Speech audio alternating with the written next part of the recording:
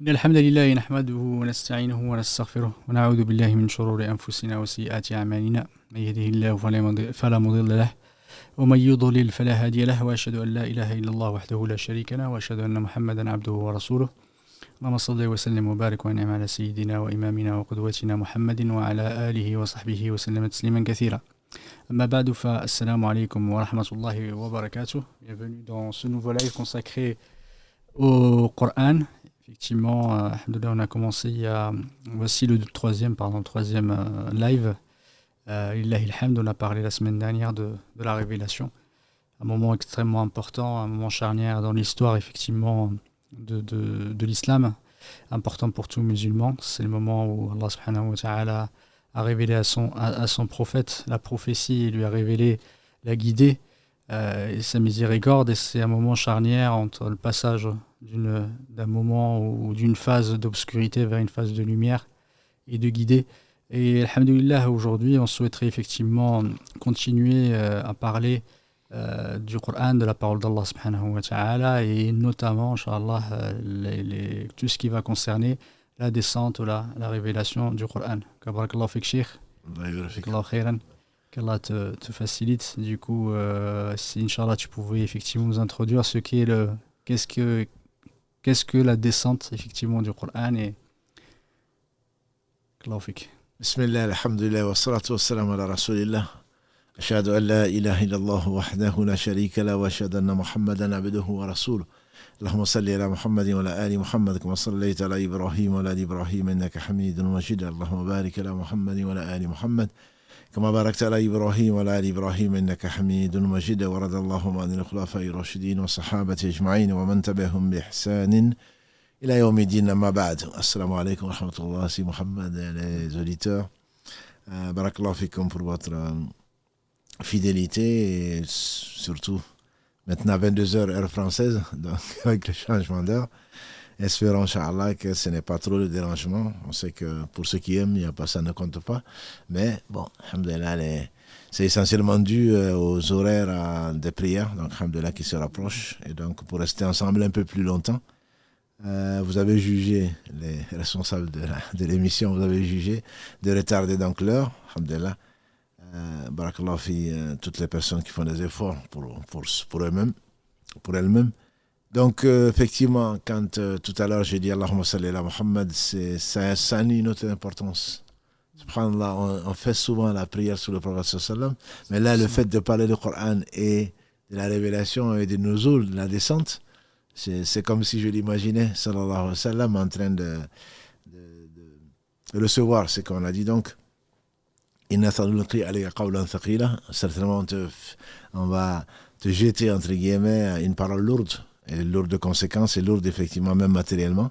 Effectivement, le Coran est descendu. Une des preuves, s'il en était, que ce n'était pas quelque chose qui était comme ça un rêve ou autre chose, comme on a vu les différentes façons. C'est vraiment descendu de la part d'Allah subhanahu wa ta'ala, comme la définition du Coran, par l'intermédiaire de l'ange Gabriel alayhi salam. Donc, il y a différents types les savants de la science du Coran définissent différents types de descente, entre guillemets. La première, c'est qui a été rapporté par Saïd ibn Jubayr, rahmatullahi ta'ala alayhi, qui dit qu'Ibn Abbas, radiallahu ta'ala anhuma, qui est donc l'interprétateur par excellence du Coran, au travers de la bénédiction que Allah lui a accordée, au travers de l'invocation du prophète sallallahu alayhi wa sallam.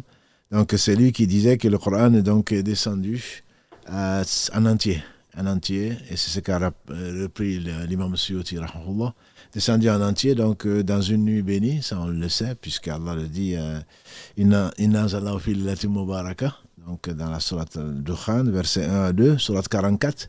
Et donc on sait que c'est une nuit bénie, on sait également que c'est une nuit du Ramadan, puisque Allah dit dans la sourate Al-Baqarah, verset 185, Shahru Ramadan ladhi unzila fihi al-Qur'an. Donc Ibn Abbas disait que c'est une nuit donc, où Allah a fait descendre le Coran du lawh donc al-mahfouz, la table gardée, jusqu'à Sama ad-Dunya, donc le ciel étoilé. Donc quand Allah parle de Sama ad-Dunya, on peut s'imaginer, on parle de 7 cieux, mais le ciel le plus bas est celui qui est là où on voit les étoiles. Donc on dirait aujourd'hui l'univers, en fait, au-dessus de ça. il y a ce qu'Allah subhanahu wa ta'ala seul sait, deuxième ciel, etc., jusqu'au lotus de la limite où il y a le paradis. Et donc, Allah subhanahu wa ta'ala a fait descendre le Coran dans son entier, par l'intermédiaire donc de Jibril alayhi salam au ciel le plus bas. Et donc ça s'est fait pendant une nuit et pendant donc le mois de Ramadan. Ensuite, donc ça c'est la descente globale ou entière. Et donc ensuite les savants de la science du Coran différencient d'autres descentes dans la mesure où du ciel le plus bas sur le cœur du prophète sallam, Allah a fragmenté la descente sur 23 ans, contrairement donc à la Torah, contrairement à l'évangile, contrairement au psaume, puisque d'après dans le Musnad de l'imam Ahmad rahmatullahi ta'ala alayh, Wathiqa dit que le prophète sallam a dit que la Torah a été envoyée la première nuit du Ramadan. Hélas, les filles d'Ibrahim alayhi salatu salam ont été descendues la première nuit du Ramadan. Et la Torah en entier, c'était donc la 6e nuit du Ramadan. Après 6 nuits plutôt, il a dit alayhi salatu salam. Et donc, quant à l'évangile, c'est après 13 nuits du mois de Ramadan. Et les psaumes, Az-Zabour, après 18 nuits. Comme il a dit le prophète sallam, le Coran, il a dit après 24 nuits. Toujours est-il que ces livres ont été descendus d'un seul bloc. Et comme on sait que Moussa alayhi salatu salam a rencontré Allah subhanahu wa ta'ala, le rendez-vous donc, qui a duré 30 plus 10, 40 jours, et il lui a donc donné les tables, mais ça a été révélé en une seule fois. Contrairement donc au Coran, pendant 23 ans, c'est ce qu'on appelle donc la descente fragmentaire, mais il ne s'agit pas de quitter, de la descente du Coran, de la table gardée sur le cœur du prophète sallam. Donc tout le Coran a été descendu en cette nuit bénie donc du mois de Ramadan. Ensuite également, Muqatil en particulier est de l'opinion et que soutiennent beaucoup de savants de la science du Coran, qu'il y a la descente également annuelle dans la mesure où, comme Allah subhanahu wa ta'ala dit, fiha yufraqu kullu amrin hakim, donc c'est pendant cette nuit de Qadr, c'est pendant le mois de Ramadan, dans la dernière décade, que toute chose donc sage est décrétée par Allah subhanahu wa ta'ala, et donc on dit que la partie qui doit être révélée au prophète sallam, qui devait être révélée plutôt pendant les 23 ans, était choisie pendant cette nuit-là. Voilà. Bon, donc il y a ces différents types donc, de descente sur le cœur du prophète sallam par l'intermédiaire de l'ange Gabriel alayhi salam, puisque c'est la définition même du Coran. Il y a eu beaucoup de débats, est-ce qu'il fallait ça passer par des anges, ambassadeurs, etc. Mais l'avis le plus fort et le plus simple est vraiment que ce que Allah a dicté directement, a donné directement à Jibril alayhi salam, et Jibril l'a descendu comme ceci lui a été ordonné, et il ne désobéissent pas.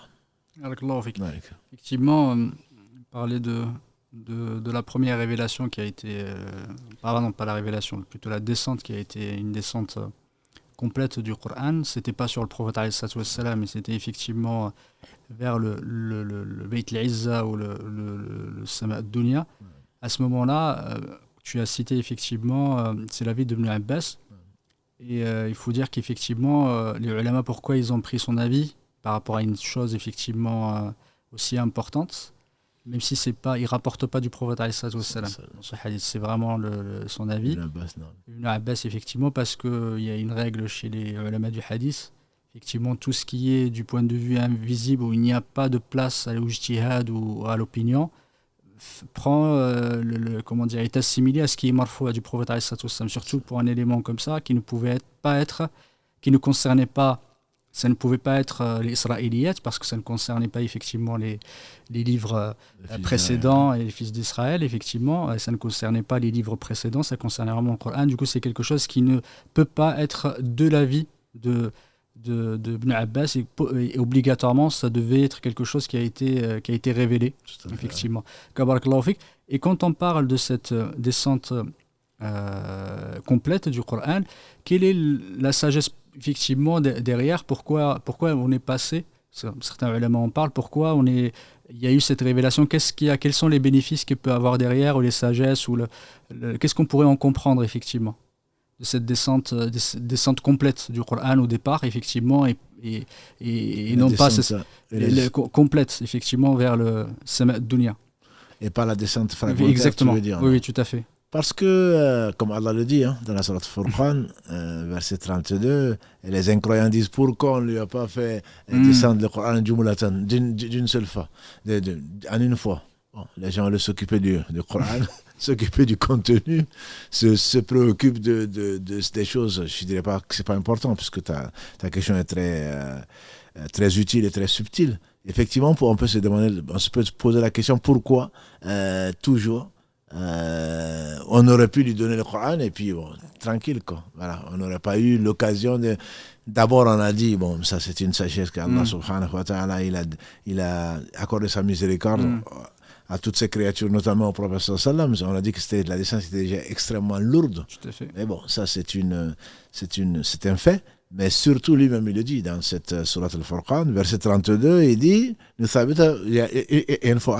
afin de raffermir ton cœur. Et on sait que quand il a goûté à ça, il a goûté à la révélation qui a fait de lui un homme choisi et ensuite le meilleur des hommes. Donc, le prophète sallam attendait la descente du Coran. Donc, comme si Allah le maintenait, donc il l'allégeait, et en même temps pour lui raffermir le cœur dans la mesure où il continue à être choisi par Allah, il continue à avoir cette communication avec Allah subhanahu wa ta'ala, et en même temps c'est un miracle. C'est que ça venait confirmer également qu'il était prophète. Pas seulement il a reçu ça, voilà j'applique ceci et puis c'est tout. Ça ne s'arrêtait pas du tout. Et il était triste de ne pas en recevoir, comme Allah dit dans la sourate 93, Wadduha wal-layli idha saja, ma wadda'aka rabbuka wa ma qala, ton Seigneur ne t'a ni repoussé, ni abandonné. Voilà. Donc, il y a cette première raison qu'Allah dit donc, dans la sourate Al-Furqan, je pense que c'est la principale raison, entre guillemets. Et les savants également disent que une des sagesses, c'est que Allah subhanahu wa ta'ala a voulu confirmer la prophétie du prophète sallam pour des événements qui allaient venir. C'est que pendant 23 ans de sa mission, alayhi salatu salam, on pouvait lui poser des questions. Yas'alunaka anil khamr, yas'alunaka anil anfal, etc. Donc, en fonction de yas'alunaka, on va te demander. On te demande et répond. Donc, si le Coran était descendu en un trait, on ne va pas lui demander. Voilà. Donc, c'est une façon de maintenir, entre guillemets, cette vie, cette beauté et cette attente. Ce qu'ils attendent, comme on dit, quand à Arafat, quand Allah a révélé le verset 3 de la sourate Maïda, comme quoi il a parachevé la religion, il a agréé l'islam comme religion, on dit qu'Abou Bakr a pleuré. On lui dit pourquoi, il dit parce que jusque-là, on apprenait jusque-là, on montait jusque-là, on progressait. Maintenant que c'est parachevé, tout ce qui a un sommet, forcément, va redescendre. Donc les gens attendaient la révélation. Ils savaient que Allah subhanahu wa ta'ala, sa miséricorde descendait avec la révélation, pas qu'avec la révélation, mais c'était une miséricorde de plus. Et une troisième sagesse, ou une quatrième, disent les savants, c'est effectivement le fait que quand c'est fragmenté, c'est une manifestation de l'évolution des lois et des ordres d'Allah subhanahu wa ta'ala en fonction des circonstances. Par exemple, prenons le cas du vin. Pour ceux qui veulent en boire et veulent trouver quand même des arguments dans le Coran, en prenant un verset détaché du contexte, on peut dire que, certains disent non, Allah subhanahu wa ta'ala, on t'interroge sur le yas'alunaka anil khamr, le maïsir, on te demande à propos du vin et les jeux de hasard. Bon, il y a du bien, il y a du mauvais, etc. Donc certains continuent à boire, et c'est ce qui est effectivement passé, mais le verset définitif qui a été révélé, fajtanibou, éloignez-vous-en, on dit que c'est le 4e verset, voilà, sur le vin. Allah subhanahu wa ta'ala aurait mis ces 4 versets entre guillemets dans sa parole. Lequel on va choisir? Quel est l'abrogeant? Quel est l'abrogé? Voilà, donc ça veut dire il y a cette sagesse qui n'est pas la moindre, la sagesse divine, voilà, qui n'est pas moindre et qui permet donc également de suivre l'évolution entre guillemets de ces 23 années. Tout à fait. Là où c'est intéressant, et le ulama effectivement en parle, on en a parlé d'ailleurs plein de reprises quand on faisait des cours sur l'éducation des enfants, c'est ce caractère graduel, effectivement, dans le changement et dans l'éducation. On ne veut pas, effectivement, quand tu as parlé de l'exemple du vin, on ne va pas arriver vers des gens qui étaient presque alcooliques et leur dire maintenant vous arrêtez. Comme a dit Aïcha, effectivement, dans un hadith qui a été rapporté, tu ne pouvais pas leur demander parce que sinon ils n'auraient jamais arrêté. Et du coup, c'est le côté graduel. On commence effectivement étape par étape jusqu'à arriver en fait à l'interdiction. Et ça, c'est vraiment important. Même dans le Coran, on le voit effectivement à la fois dans ce caractère, dans de la question de la descente graduelle, et cette descente qui est fragmentée, mais aussi qui est graduelle, à chaque fois sur plein d'aspects, quand tu as parlé du vin, et c'est vraiment quelque chose qu'il faudrait aussi, c'est le Coran qui nous l'enseigne, et le prophète alayhi salam également nous l'a enseigné dans la façon d'apporter, et la façon effectivement d'amener la nouveauté ou d'amener le changement. C'est pour confirmer ce que tu dis, quand il a envoyé Mu'adh au Yémen, qu'est-ce qu'il a dit à Mu'adh? Tu vas chez les gens du livre. À l'époque, le Yémen était habité par des Arabes qui étaient chrétiens. Et il dit la première chose à laquelle tu vas les appeler, Ayyuwahidullah. Ne viens pas, l'islam c'est quoi? Ce n'est pas faire ça, ne pas faire ça, ne pas faire ça, faire ceci. Comme une sœur convertie m'a écrit récemment, il dit j'étais très pratiquant dans le christianisme, et puis là dans l'islam tout est interdit. Tout est interdit. J'ai 50 questions à vous poser. J'ai dit non, j'ai 50 questions, je ne vais pas y répondre. J'espère qu'elle écoute ce live-là. Non, je pense que c'est très, très important. C'est une pédagogie, une éducation divine que le prophète a dit. Il y a Mu'adh, tu vas chez les gens du livre, la première chose à laquelle tu vas les inviter, c'est d'unifier Allah. À dire la ilaha illallah. Et s'ils acceptent, a-t-il dit alayhi salam, s'ils acceptent, alors dis-leur qu'Allah leur a imposé 2 jours comme 2 nuits, 5 prières par jour. Et s'ils acceptent qu'Allah a imposé à leurs riches une part de leur richesse pour les pauvres. Voilà. Et s'ils acceptent, donc ils concluent d'être justes et de ne pas prendre donc rien qui ne soit ce qu'Allah a légiféré. Donc effectivement, je pense que il faut toujours commencer par le début. Il y a toujours un début et ne pas tout apporter. Une fois que Allah a raffermi le cœur des croyants, surtout donc les muhajiroun, ceux qui étaient à la Mecque, graduellement, on a eu 2 prières et ensuite on a eu 50 divisé par 10. On n'en avait plus que 5. Le jeûne du mois de Ramadan, c'était 3 jours. On dit que même les Quraysh jeûnaient parfois 3 jours. Avant d'arriver à Ramadan, 29 ou 30 jours, ils l'ont pris. Ils ont compris que leur Seigneur qu'ils adorent est parfait et miséricordieux. Donc, une fois que la foi a été ancrée dans le cœur, à ce moment-là, Allah leur a demandé un certain nombre de choses pour eux-mêmes, de continuer leur éducation, notamment à Médine, avec des lois, etc. Il n'a pas commencé par la zakat, même s'il en a parlé dans les versets. Mais quoi? Il n'y a pas eu de zakat. Le Hajj, on sait que c'est la dernière ou l'avant-dernière année que Allah l'a imposé, bien que les cœurs étaient peut-être prêts, mais Allah a voulu conclure et donc apporter le complément qui manquait, donc cette union de tous les musulmans dans un lieu bien précis, dans la tradition de leur père Ibrahim alayhi salam. Je pense qu'effectivement que c'est très important le tadarruj, donc cette graduation dans les œuvres, et cette graduation également, comme l'a dit le prophète sallam, ce qu'Allah aime le plus, c'est ce qui dure, même si c'est peu. Voilà. Donc parfois on a tendance, on veut faire toutes les nawafil, on veut jeûner lundi, mardi, jeudi, on veut se lever la nuit, on veut faire ceci, alors que peut-être la prière obligatoire on ne la fait même pas.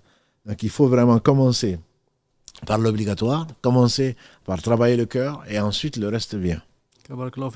Est-ce qu'il y a d'autres effectivement bénéfices derrière ou des sagesses qu'on pourrait tirer derrière le fait que je pense à un élément, par exemple, que citent les ulama, le fait d'apprendre le Coran.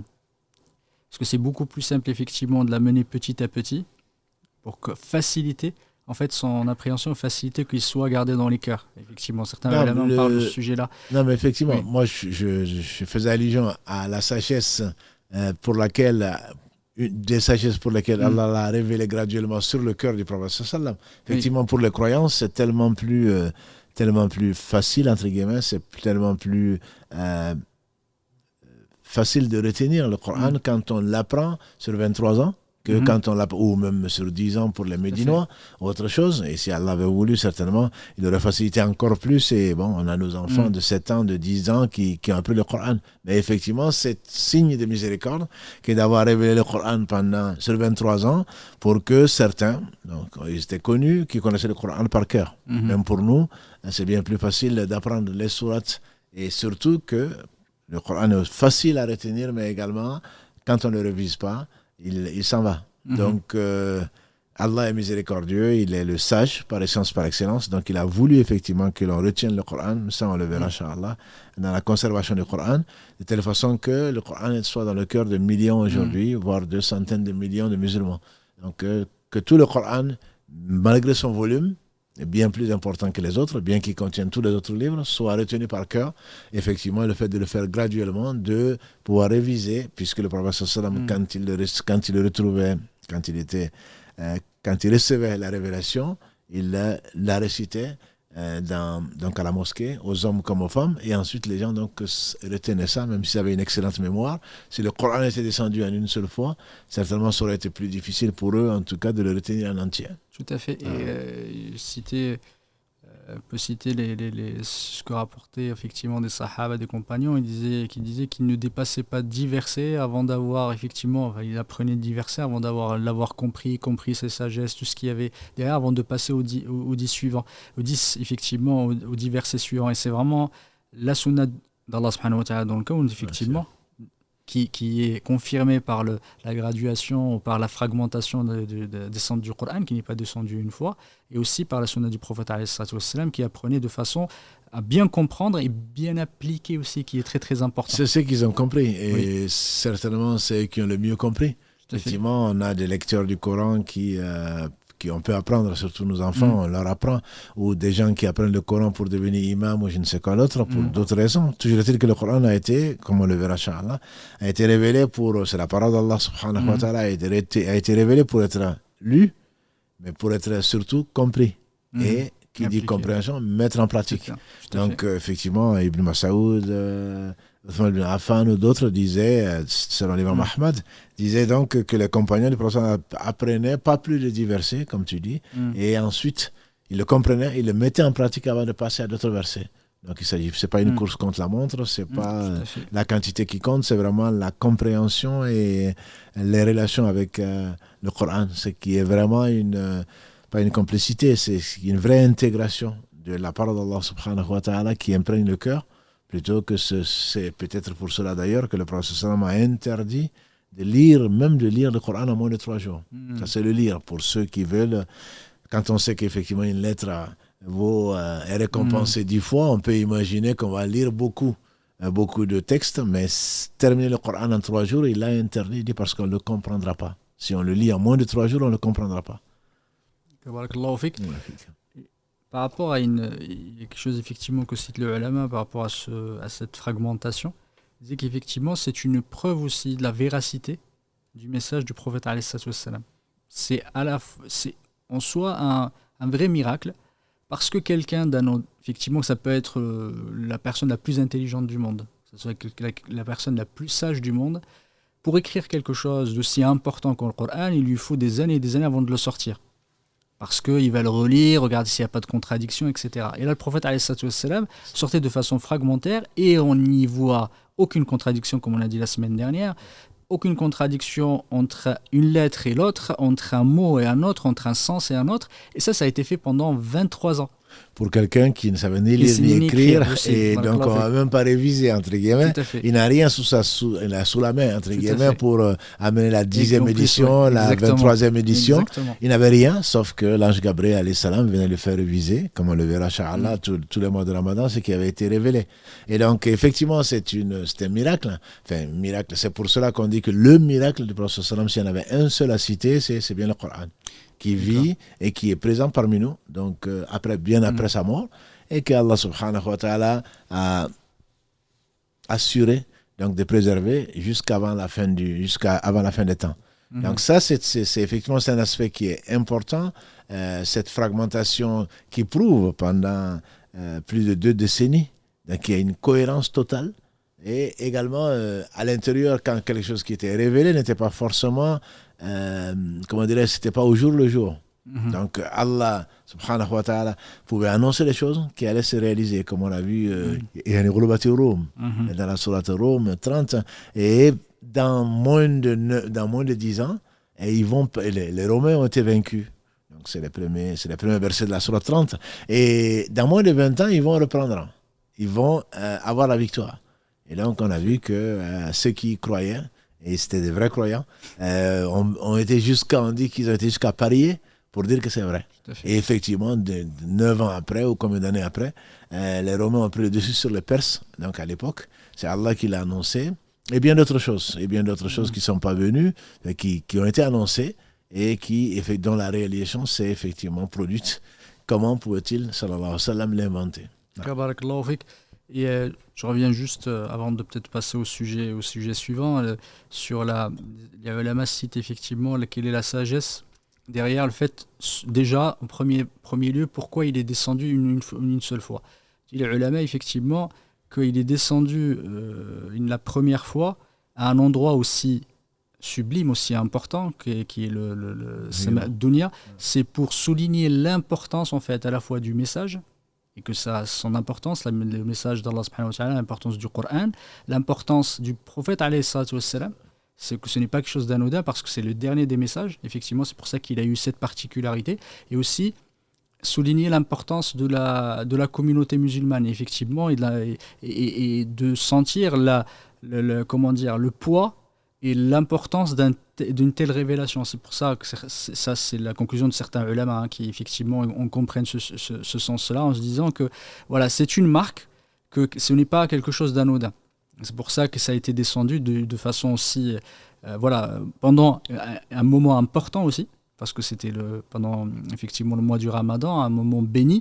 C'est tout ça concorde à accorder cette importance et cette glorification de ce moment-là, et qui est un signe que le prophète est le meilleur des hommes, et que son message il vient conclure tous les messages qui le précèdent, et aussi signifier que la communauté musulmane est la meilleure effectivement des communautés, qu'Allah subhanahu wa ta'ala nous fasse parmi ceux à qui il accordera le paradis, Inch'Allah ta'ala. Barakallahu fik. Par rapport à effectivement à ce sujet, si on parle de Nuzul, on va parler effectivement de je ne sais pas si tu veux parler de Asbab Nuzul ou tu veux parler de Makki ou Madani, je ne sais pas de quel sujet tu veux parler. Les deux sont tous liés. Ils sont liés. Et si on parle effectivement de Asbab, des causes de causes de la descente ou les causes de la révélation, certains l'appellent comme ça. Effectivement, chez les ulama, c'est un événement, c'est une parole, un acte, un événement qui s'est passé, qui est la cause en fait même de la révélation. Ce n'est pas le sens en soi, parce que ça peut relater une histoire passée, mais c'est un événement contemporain, disent les ulama. C'est ça effectivement qui fait la différence entre c'est ça qui donne le caractère spécifique de ce qu'on peut appeler la cause de la révélation. Si tu peux nous en parler un peu, barakallahu fik, et quels sont les bénéfices qui sont tirés, pourquoi les ulama y accordent une telle importance. Il y a beaucoup de livres qui sont écrits là-dessus. Barakallahu fik. Ashab al-Nuzul, donc on te traduit effectivement les causes de la révélation. Moi je dirais plutôt c'est les circonstances dans lesquelles il y a eu la révélation de tel et tel verset. J'entends par là, c'est plus par humilité, par modestie. Allah seul sait pourquoi il a révélé ça à ce moment, mais ce que les gens ont remarqué, comme tu dis, c'est un fait, c'est une parole, c'est un axe qui est survenu pour que Allah ait révélé ceci et cela. Mais en même temps, il faut savoir que des versets, on ne connaît pas les circonstances dans lesquelles, enfin les causes pour lesquelles tous les versets ont été révélés. Voilà. Donc il y a deux catégories, il y a celles que l'on connaît et il y a d'autres que l'on ne connaît pas. On n'a pas fait de lien en tout cas avec un événement particulier. Ici, entre autres, Surat al-Fil, Alam tara kayfa fa'ala rabbuka bi ashabil fil, ou d'autres, ou des récits en particulier, beaucoup de récits des prophètes d'avant, des peuples d'avant, de la création d'Adam, etc. Quelle est la circonstance pour laquelle Allah a révélé ça? Il n'y a pas eu de dire authentique de compagnons du prophète sallam, comme tu l'as si bien souligné, qui nécessairement feront remonter au prophète sallam, même s'ils ne le citent pas. Donc, pour pour les versets, les descentes où on a eu des raisons, effectivement, ça permet beaucoup de choses. Ça prouve déjà l'importance qu'ils accordaient aux circonstances. Ibn Mas'ud, Kalalagré, il disait que je ne connais pas, il n'y a pas de verset qui est dans le livre d'Allah subhanahu wa ta'ala. Il était pourtant une des 4 références citées par le prophète sallam. Si vous prenez le Coran, prenez-le de Abdallah ibn Mas'ud, donc, et les 3 autres. Et donc il dit, il n'y a pas un verset qui est descendu sans que je sache où c'est descendu, ça on verra le Médinois et le Mecquois, et sans que je sache pour la cause. Et si je connaissais quelqu'un de plus savant que moi dans ce domaine-là, j'aurais fait le voyage, si en tout cas ce voyage était possible, à dos de chameau, pour aller apprendre auprès de lui. Donc c'est important. Pourquoi c'est le sens de ta question. Pourquoi c'est important? Parce que c'est important premièrement pour savoir quel sens accorder, comment comprendre le verset. Parce que aujourd'hui on prend le livre qui a été compilé pendant 23 ans, on lit un verset, ah oui, ça doit vouloir dire ça. Or, quand on connaît le sens, déjà, on sait que ça ne veut pas forcément dire ce que l'on pense. Et, alhamdoulilah, il y a pas mal d'exemples qu'on pourra citer, Inch'Allah, quand on parle du tafsir. Mais également, quand on sait à quelles circonstances ça a été révélé, cela permet également de savoir quel est l'abrogé et quel est l'abrogeant. C'est-à-dire que d'un point de vue historique, quand on sait que ceci a été révélé à Badr, par exemple, ou à Médine, ou à la Mecque, on peut savoir que si d'autres versets ont été...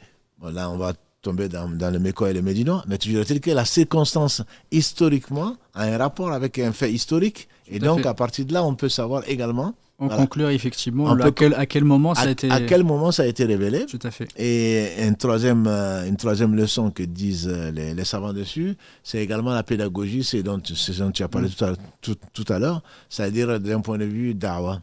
Et ça, je pense que c'est très important, tu l'avais déjà souligné. C'est le fait de savoir que la cause de la révélation a été révélée à un moment bien déterminé, et pourquoi Allah, dans sa perfection, n'a pas révélé des versets avant. Donc, le fait qu'il ait révélé ces versets-là, c'est certainement la chose la plus importante par rapport à une situation bien donnée qui est, par exemple, la nôtre.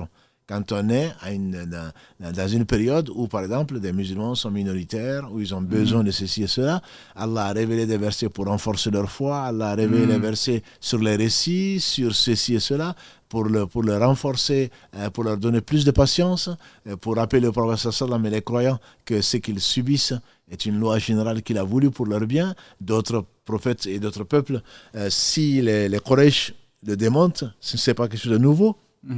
Etc. Donc c'est également d'un point de vue donc pédagogique qui amène également à orienter les uns et les autres vers la meilleure façon donc d'appeler les gens à Allah subhanahu wa ta'ala, puisqu'on a déjà vu une série dessus. L'appel à Allah subhanahu wa ta'ala se fait pour lui et donc par la méthode qu'il a agréée. Ça fait partie des choses qui sont des bénéfices de savoir où comment, plutôt à quelle occasion des versets précis ont été révélés.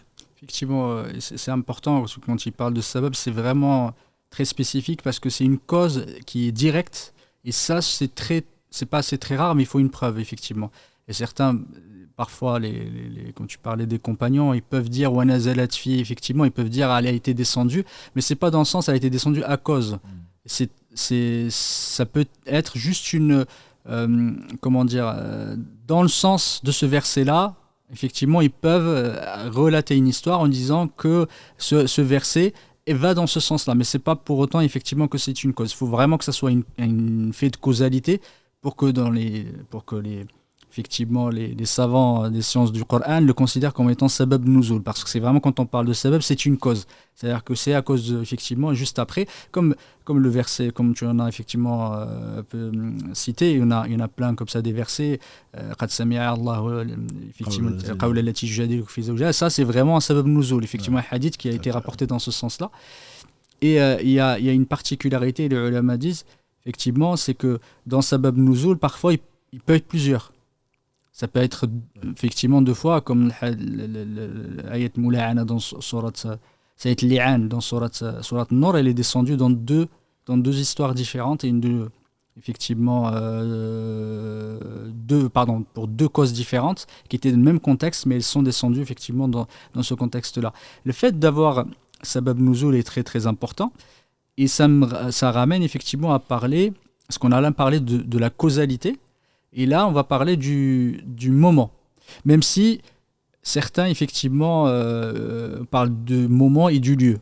Quand on parlait du Mecquois et du Médinois. Si tu pouvais nous en parler, barakallahu fik. La causalité, donc, est liée nécessairement à un lieu, Mhm. et je dirais, c'est l'ancienne école. En tout cas, Mhm. les savants, Tout à fait, des premiers siècles parlaient exactement, surtout de ça. Et ensuite, donc, il y a eu une question de temps, c'est ça, donc, qui est forcément liée au lieu, mais de temps, avant l'égir et après tout l'égir, à fait. etc.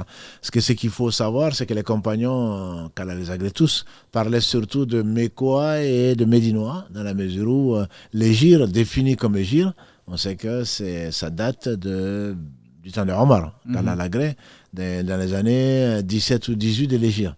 Voilà, donc avant ça, on parlait de Mécois et de Médine, on ne parlait pas par rapport à l'égir, même si bien sûr l'égir Mhm. avait été faite, Tout à fait. mais ce n'était pas la référence comme ça l'est aujourd'hui pour beaucoup d'entre nous, 1445 par rapport à l'égir. Mais eux, pour eux, bon, ils avaient fait l'émigration pour Allah, mais ce n'était pas forcément leur point de départ. Voilà. Mhm. Donc, le Mécois et le Médinois, c'est un peu dans le sens de Sabab al-Nuzul également, les circonstances ou les raisons de la révélation, les deux étant liés. Donc, ce qui a été révélé à la Mecque a précédé ce qui a été révélé à Médine, forcément. Mhm. Donc là, on a parlé d'abrogeant et d'abrogé. Pourquoi abrogeant et abrogé tu as fait allusion à ça. Mhm. C'est une miséricorde d'Allah subhanahu wa ta'ala Mhm. d'éduquer la communauté et de leur permettre, de leur faciliter. C'est l'une des finalités d'ailleurs de l'envoi du Coran, Mhm. c'est justement de faciliter les choses, comme Allah a facilité pour les fils d'Israël par l'envoi de Jésus. Il a facilité certaines Mhm. choses, donc il avait imposé aux contemporains de Moïse. Donc là, c'est le même prophète, alayhi salatu wassalam.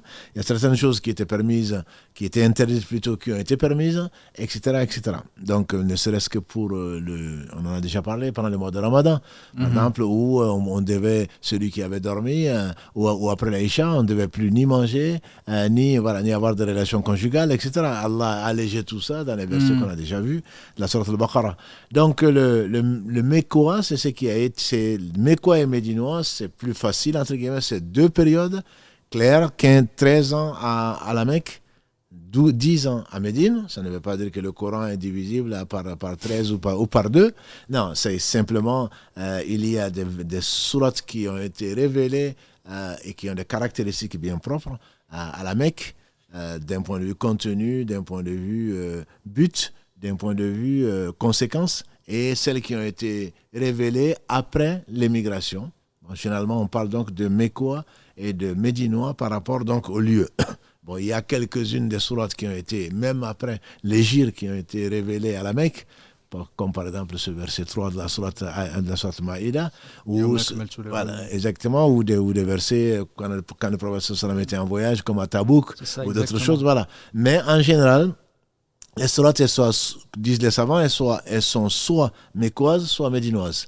Même si c'est quelques-unes ou quelques versets sur lesquels les savants peuvent discuter, Diverger, oui, oui, voilà, tout peuvent à fait. diverger dessus. C'est ça, Mais exact. c'est quand on lit aujourd'hui sourate mécoise, sourate médinoise, c'est que les savants, en général, en tout cas l'avis majoritaire, c'est qu'elles ont été révélées à la Mecque ou autour de la Mecque, et d'autres qui ont été révélées donc à Médine ou dans la deuxième partie de la vie du prophète sallallahu alayhi wa sallam et de ses compagnons. D'où donc ces deux notions de lieu, ce qu'on appelle mécois et médinois, et les notions de temps quand on parle de l'égir, avant l'égir et après l'égir. Il est évident que les sourates médinoises sont toutes après l'égir. Mhm. Ça, c'est évident. La plupart des sourates mécoises, la quasi-totalité, c'est avant l'égir. Voilà. Donc, il n'y a pas de correspondance exacte, mais il y a beaucoup de similarités entre médinois et après l'égir, mécois et avant l'égir. Voilà. Donc ces sourates, je ne sais pas si faut rentrer dans les détails, ont des caractéristiques Mhm. que Oui, les oui, bien savants sûr. soulignent. Bon, peut-être très rapidement Oui, oui, mais pour celui qui lit, qui se va. c'est intéressant hein, d'en Voilà. parler et voir l'intérêt parce que derrière on parle de Mécois et Médinois, mais qu'il est à part orner des fois c'est- peuvent penser que ça orne les mushaf, de Ouais. mettre Mekki Madani en haut, Tout etc. Et à ça fait. sert qu'à ça, mais en fait il y a Ouais. toute une science derrière et Absolument. il y a beaucoup de bénéfices derrière de savoir effectivement qu'est-ce qui était avant l'Égir, qu'est-ce qui était après l'Égir. Donc c'est le savoir, comme on a dit Hmm, tout à l'heure. C'est pour ça que je dis les deux sont liés. hmm, Abrogé en particulier. Tout ce qui est mécois est venu forcément. La quasi-totalité du mécois est venu avant le médinois. Donc si on trouve deux versets qui concernent la même chose, nécessairement c'est le médinois qui est venu abroger le mécois et pas l'inverse.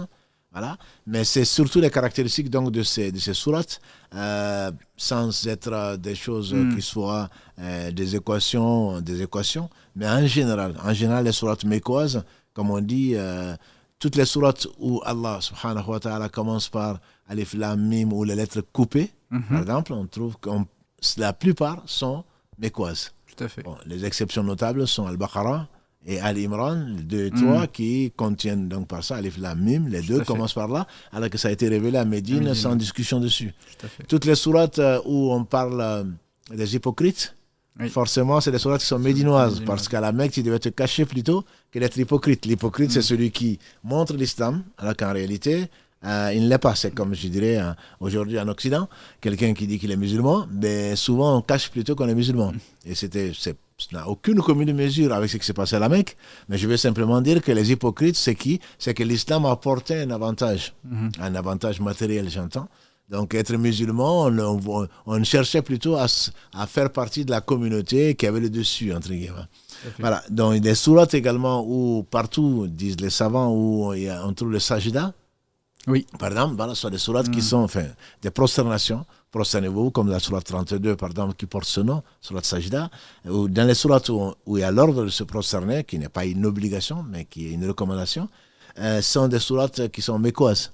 Les sourates où on discute, pour ne pas dire en polémique avec les gens du livre, forcément, ce sont des sourates qui sont médinoises, puisqu'il y avait 3 tribus, comme on a vu. Exactement. 3 tribus dans notre série sur la Hijra. Il y avait 3 tribus donc, juives, une à l'intérieur de la Mecque, et 2 de Médine, et 2 autour de Médine. Et c'est là où Allah a révélé un certain nombre de choses que l'on trouve dans la Torah. Et Allah les mettait au défi, les savants des fils d'Israël de l'époque, donc de démontrer le contraire. Il y a certaines sourates, bien entendu, qui sont événementielles. Quand on parle de la sourate Al-Ahzab, par exemple, 33, forcément, on sait que c'est médinois parce que ce sont des événements. Quand Allah parle d'Al-Anfal, qui est la sourate 8, Allah parle nécessairement de ce qui s'est passé à Badr. Et les savants sont unanimes dessus. Quand on parle également de la sourate Tauba, donc quand on parle, c'est beaucoup de Tabouk et beaucoup d'hypocrites dedans. Voilà, donc il y a quelques caractéristiques comme ça, et notamment les récits également. On dit que souvent, les récits sont plutôt des récits donc mécois, oui. Voilà, pour penser les plaies des croyants. Et bon, voilà quelques caractéristiques, mais ce ne sont pas les seules. Tout à fait, effectivement. Là, une des grandes caractéristiques du mécois, effectivement, il y a des ulama, comment les reconnaître, parce que si on revient au mécois et médinois, il y a 2 façons effectivement de définir ce qui est mécois et médinois. Juste pour clarifier ce que tu disais tout à l'heure, Barakallahu fik, qui était très, très, très bien souligné. Alhamdoulilah, effectivement, quand on parle de mécois et médinois, on parle de temps. Comme tu as dit tout à l'heure, parce qu'avant, il y avait quelques expressions, on disait c'était mécois et médinois par rapport au lieu. Oui. Mais c'est important de savoir que c'est vraiment le temps, c'est-à-dire avant les hijra et après les hijra. Les ulama disent qu'effectivement, c'est pendant la période mécoise où le prophète même pendant son voyage, il était considéré effectivement, avant même qu'il arrive effectivement à Médine, et l'arrivée à Médine correspond à une nouvelle période qui va être effectivement les Médinois. C'est pour ça qu'on appelle d'abrogeant et d'abrogé, parce que si on parle du lieu en disant Médinois, mécois, effectivement, si ça a été révélé à la Mecque, comme tu as dit le verset, ça veut dire que le Médinois, ça veut dire que ce verset-là pourrait être abrogé, alors qu'il est arrivé après, effectivement. Du coup, c'est vraiment le lieu. Et quand on parle du mécois et du médinois, comment on le reconnaît? Soit c'est parce que ça a été révélé du prophète, c'est une révélation, ou soit c'est un ijtihad, effectivement. Et dans l'ijtihad, tu as parlé de toutes les caractéristiques et des façons par lesquelles on peut comprendre. Parce que toutes les sourates n'ont pas été explicitement, les sourates et même les versets, effectivement, n'ont pas été explicitement, on n'a pas eu explicitement l'endroit ou le temps où elles ont été révélées, effectivement. Et pour moi, quand j'arrive aux caractéristiques, la caractéristique, je pense, la plus importante en premier, c'est que les versets ou les sourates mécoises, elles parlaient beaucoup de tawhid. Si tu pouvais nous en parler, jazakallahu khairan. À la différence du médinois, on commence à rentrer beaucoup plus dans le détail, comme sur le Baqara, Maïda, etc. Non, mais c'est vrai que c'est peut-être la caractéristique la plus importante, et c'est peut-être aussi un lien avec les récits Tout à fait. des prophètes, tous étant musulmans, tous ayant été envoyés avec une seule et même mission, c'est d'appeler à adorer Allah seul. Tout à fait. Et en effet, quant à la Mecque, le prophète sallam, Allah lui a permis de libérer la Kaaba, où il y avait, on dit, 360 idoles. Donc chaque tribu amenait son idole, et Allah a insisté pendant tout l'apostolat du prophète sallam pendant les 23 années, mais surtout à la Mecque, sur le fait de dire Allah seul mérite l'adoration. Et c'est ce que les Quraysh ont refusé. Et donc, Allah, surtout dans les récits, rappelle le prophète sallam que ce n'est pas nouveau, et que d'autres peuples, que ce soit le peuple de Nuh, des Had, des Thamoud, le peuple de Madian et les autres, ont refusé la même chose. Et donc, c'est la chose qui sauve. Et Allah donne beaucoup d'arguments, notamment. Voilà, donc d'arguments clairs et indiscutables à quelqu'un qui réfléchit ou qui a tant soit peu quelque chose dans le cœur, pour savoir qu'il est le seul qui est digne d'adoration, qui n'a pas adopté de campagne, qui n'a besoin de personne, ni d'associés, ni d'enfants, ni de compagnes, ni de quoi que ce soit. Donc ça, c'est effectivement quelque chose d'extrêmement important que l'on trouve dans les versets médinois certainement, mais surtout dans les versets mécois. Effectivement, c'est l'une des caractéristiques les plus importantes. Et pour le détail également, ce sont souvent des sourates qui sont plus courtes. Oui. Les versets, voilà, bon, comme pour leur apprendre à développer leur mémoire, elles sont plus courtes. C'est la dernière partie du Coran, entre guillemets, que nous enseignons à nos enfants, ainsi qu'à nous-mêmes, avec lesquels on prie, puisque les gens ne sont pas tellement patients. Voilà, donc c'est les sourates les plus longues, en général, ont été révélées à Médine, et avec des détails, effectivement, de législation, d'explications, de décisions, de sagesse par rapport à des partages, à des lois pour administrer la cité, puisqu'il y avait une cité musulmane. Voilà, donc il y avait des détails sur l'administration en général, sur les rapports humains, parce que bon, là, ils vivaient vraiment ensemble, contrairement à la Mecque où chacun était dans son coin, contraint plutôt de se cacher, etc., etc. Donc effectivement, il y a des différences, mais effectivement, le plus fondamental, c'est bien l'adoration, l'appel à l'adoration d'Allah subhanahu wa ta'ala, sans rien lui associer, qui a valu ce qu'il a valu aux différents prophètes avant, et également aux compagnons du prophète sallam, ainsi qu'à lui-même. Et ça confirme ce qu'on disait tout à l'heure sur la graduation du message, effectivement, parce qu'on commence par le plus important, celui de l'unicité d'Allah subhanahu wa ta'ala, effectivement la confirmation qu'Allah subhanahu wa ta'ala est unique, il n'a pas d'associé. C'est vraiment très important avant même de commencer. Et également, on voit aussi dans le Mécois, la deuxième caractéristique, c'est qu'on voit les grands principes des statuts religieux, les grands principes des règles religieuses, et à la fois les grands principes concernant le bon comportement, l'adl, effectivement, la justice, l'excellence, la bienveillance, etc. C'est vraiment les grands principes. Et ensuite, à Médine, comme tu as dit, barakallahu fik, on va commencer à rentrer vraiment dans le détail administratif, le détail, jazakallahu khairan, parce qu'on en a de plus en plus besoin, parce que l'État, il s'est installé, on commence à avoir un vrai État musulman, et c'est vraiment très important à ce moment-là. Et quand on parle effectivement du mécois et du médinois en termes de temps, tu as parlé tout à l'heure de l'abrogé, de l'abrogé de l'abrogeant. Ça, c'est un des éléments les plus importants qui font partie pour moi, même s'ils sont liés au mécois et au médinois en termes de temps. En tout cas, c'est comme ça qu'on s'appuie dessus. Mais ça fait partie aussi des séances du tafsir, parce que c'est une façon aussi de comprendre les sourates et de pouvoir effectivement déterminer qu'est-ce qui va abroger l'un ou l'autre. Et il a aussi une très grande relation avec le fiqh, effectivement, avec la jurisprudence. L'abrogeant, si on va en parler, Inch'Allah, plus tard. Ouais. Par rapport, il nous reste 10 minutes. Je pense que c'est intéressant de parler, profiter juste de parler de ce qui, même si on en a peut-être parlé ça et là, mais ça serait intéressant par rapport au sujet quand on parle de ce qui a été révélé en premier, de ce qui a été révélé en dernier. Aussi, je pense qu'on en a déjà parlé plein de fois. Ça serait intéressant juste ce qui a été révélé en premier, on sait, bon, en tout cas, le début de la révélation, on sait que c'est les premiers versets qui ont été révélés, c'est les versets 1 à 5 de la sourate Alaq.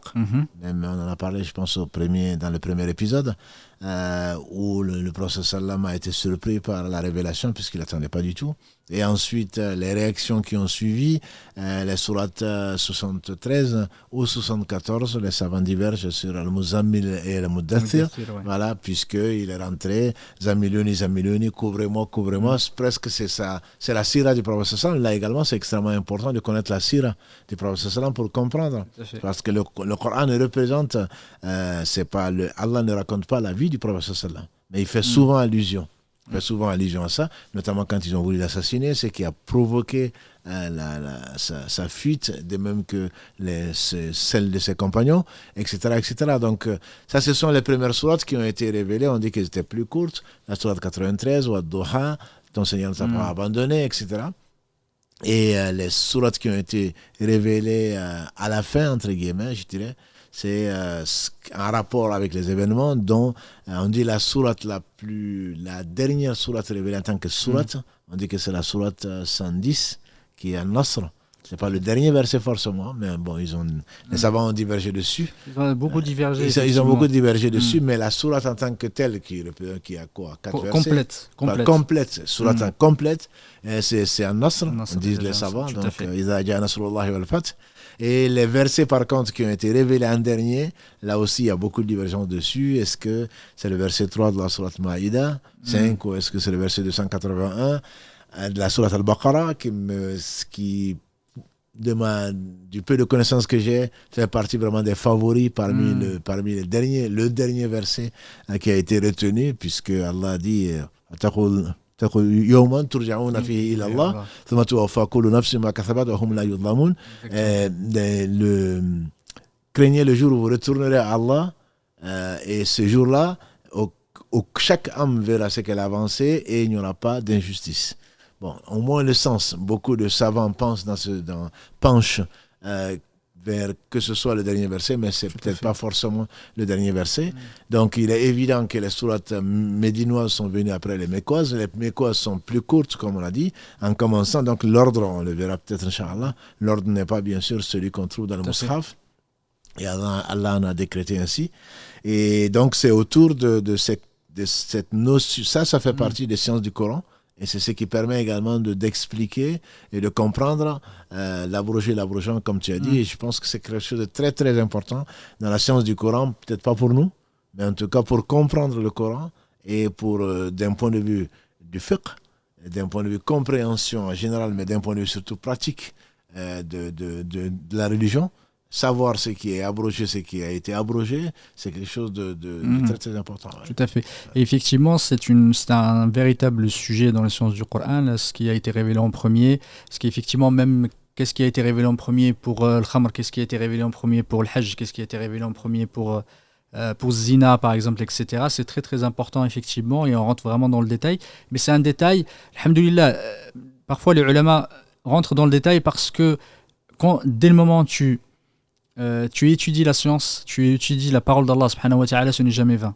Même si tu vas pas en tirer des bénéfices, on va dire matériels, ou tu vas pas en tirer un bénéfice qui va t'apporter quelque chose, mais en tout cas tu as étudié la science, tu as étudié la parole d'Allah subhanahu wa ta'ala. Il n'y a pas je dis pas qu'il n'y a jamais de bénéfice, il y a un bénéfice pour nous-mêmes, pour le cœur, etc., pour élever notre condition et notre cœur.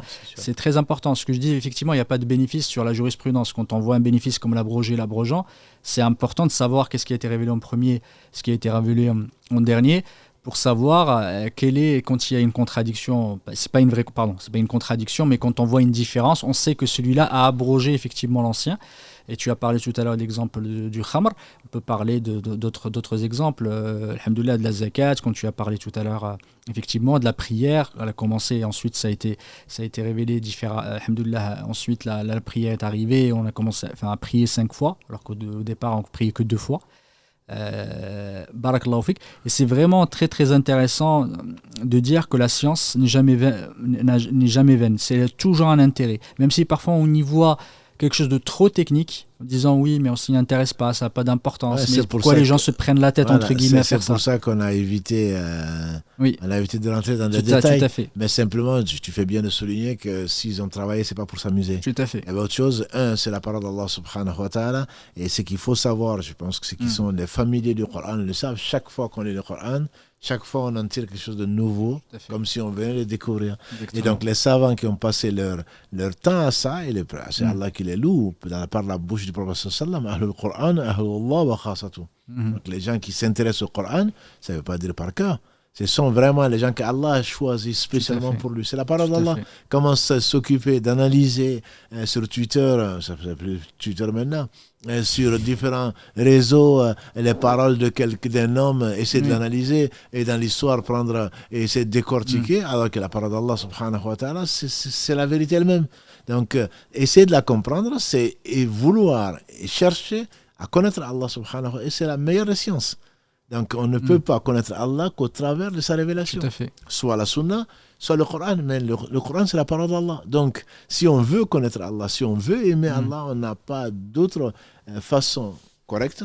Il y a des spéculateurs. Il ne s'agit pas non plus de rentrer de chercher, comme on l'a dit il y a 2 semaines ou même la semaine dernière, de chercher à savoir comment est-ce que l'ange Gabriel est arrivé, comment est-ce que non. Le keif, le kéfia, la façon, on ne peut pas. Et ce n'est pas pour ça que ça a été révélé. Et ça a été révélé pour être récité, pour être compris et pour être mis en pratique. Donc de savoir comment est-ce que l'ange Gabriel venait, comment réagissait le prophète sallam, c'est plus de l'information qu'autre chose.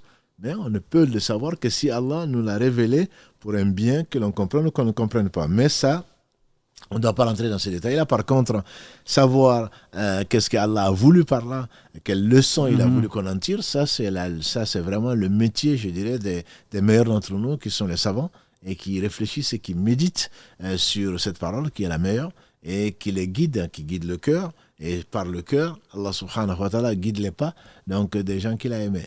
qu'Allah te récompense par le meilleur, et qu'Allah subhanahu wa ta'ala nous fasse profiter de ces cours, et fasse profiter les frères, même si parfois on peut rentrer un peu effectivement dans la technique, mais alhamdoulilah, Allah subhanahu wa ta'ala nous couvrira par ses bienfaits. Amen.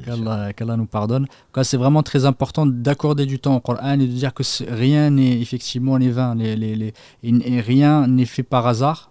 Alhamdulillah, Allah subhanahu wa ta'ala, tout ce qu'il a révélé, il y a une sagesse derrière, il y a un bien, et Allah subhanahu wa ta'ala ne fait que le bien. Allah fait que tu l'as dit tout à l'heure, et ça chaque fois j'ai réfléchi, je me dis, si on pensait que ça nous suffirait. Tout à fait. Alhamdulillah, savoir qu'Allah subhanahu wa ta'ala ne fait que le bien. Et le Coran, c'est une vraie science, effectivement. Il y a énormément de branches de sciences et qui sont importantes. De toutes les sciences. De toutes les sciences. Et pour moi, même, c'est la science, la première science, effectivement, c'est celle du Coran, parce qu'elle va venir enrichir, elle va venir nourrir les autres, effectivement, les autres sciences. Et en particulier les sciences de la jurisprudence, ça c'est en premier. Il y en a d'autres. Même la langue arabe, effectivement, parce que le Coran étant une des sources de la langue arabe, effectivement, une source d'argumentation, une source. Il y a l'ash'ar, effectivement, ce qu'on appelle la poésie. Ça, la poésie, la parole du prophète véridique, effectivement, la parole des Arabes, mais plutôt les Arabes bédouins, entre guillemets, anciens. Et le premier, c'est le Coran. Le Coran, on s'y réfère pour établir des règles, effectivement. Et ça, c'est très, très important à savoir. Et le Coran, on l'étudie, et, alhamdoulilah, de plusieurs facettes. Et on verra, Inch'Allah, j'espère qu'on arrivera au côté miraculeux du Coran, Inch'Allah, qu'on commence à en parler et voir vraiment que cette grandeur du Coran. Parce que Jazakallah khayran, on n'a pas parlé des 7 ahraf, effectivement, on en parlera la semaine prochaine.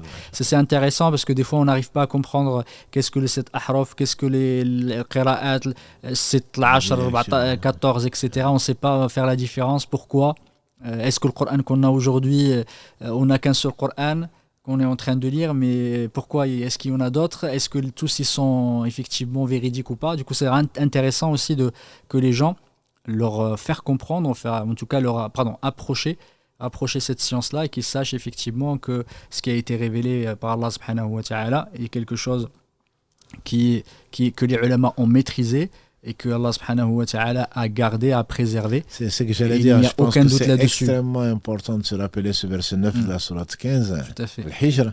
Inna nahnu nazzalna adh-dhikra wa inna lahu lahafidhun. C'est nous qui avons fait descendre le rappel, qui est un des noms du Coran. C'est nous qui nous chargeons de le préserver. Donc ce qu'on a aujourd'hui, c'est qu'Allah a préservé, sa parole est vraie. Ça, je pense que quand Shaitan rentre, ou le waswas, ou les ennemis d'Allah se permettent d'enseigner autre que ça, la conviction, elle est celle-là, c'est comme sur Allah subhanahu wa ta'ala, laysa kamithlihi shay.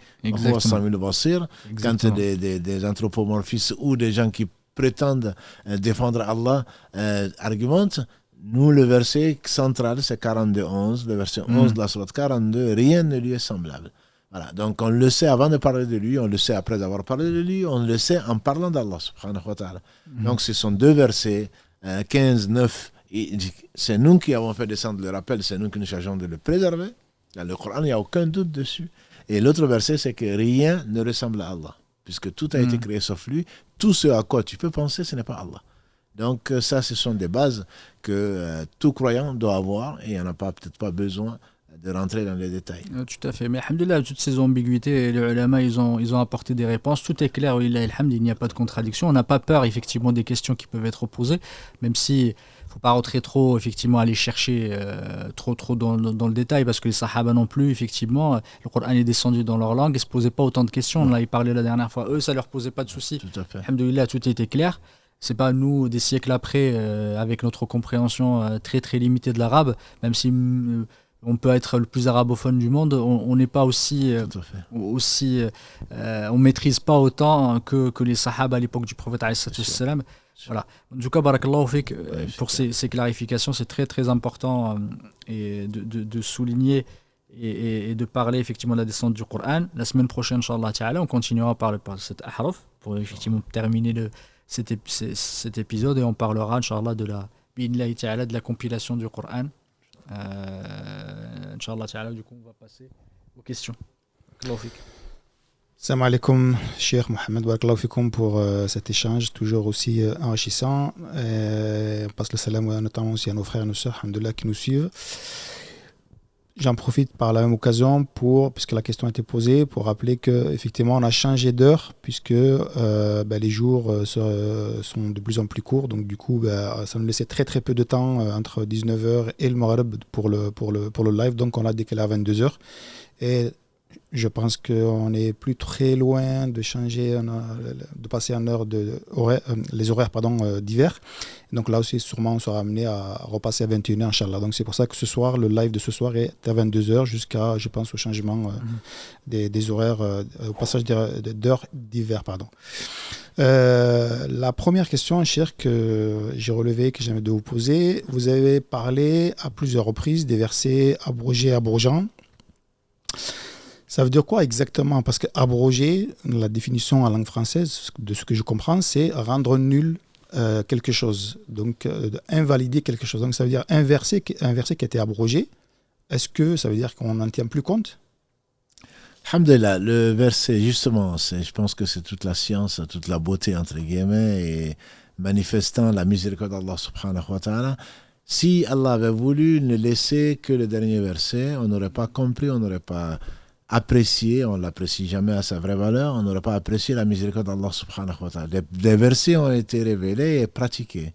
On dit que quand le dernier verset a été révélé sur le vin, on dit que dans les rues de Médine étaient comme une rivière où presque les gens ont sorti de leur cave, et le contenu de leur cave, ils l'ont versé parce que leur conviction était qu'Allah ne révèle que le meilleur, et donc ils étaient prêts à faire ça. Donc un verset abrogé, c'est qu'on le lit pendant le mois de Ramadan, on le lit en lisant le Mus'haf, mais c'est un verset dont la loi a été abrogée. C'est pas le verset qui a été abrogé, c'est la loi qui compte, que l'on tire, qui ordonne donc ceci dans la vie de tout un chacun, qui a été annulé.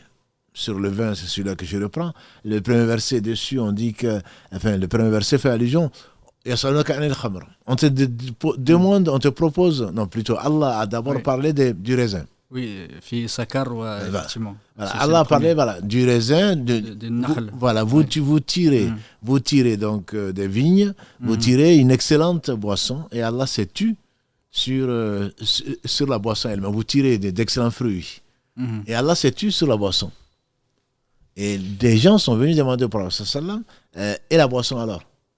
Et bon, Allah savait bien entendu qu'ils allaient demander ça. Donc Allah a ensuite révélé, en t'interrogeant sur le vin, dit que il y a du bien, il y a du mal. Le mal l'emporte sur le bien. Et donc certains sont arrêtés là. Et d'autres ont continué à boire. Jusqu'au moment où on dit, dans l'explication du Coran, dans le tafsir, Inch'Allah, on le verra peut-être, c'est jusqu'au moment où des gens buvaient et ils ne savaient plus tellement quoi réciter. Tout à fait. Voilà, ils se mélangeaient des versets, etc., déjà sans boire. C'est pas évident. En récitant, les gens qui connaissent le Coran savent de quoi je parle. Il y a des versets qui se ressemblent et on peut commencer par une sourate et finir par une autre parce que c'est deux mêmes versets. Et donc, et là, Allah leur dit, ne buvez pas, enfin, arrêtez-vous de boire, n'abordez pas la prière alors que vous êtes ivre. Tout à fait. Donc, on dit que toute la journée, puisqu'il y a 5 prières, les gens, croyants, ne buvaient pas. Donc, ils ne buvaient que le soir. Ils buvaient que le soir, donc dans la journée, alhamdoulilah, question de temps, ils ne pouvaient pas le temps de ne plus être ivre.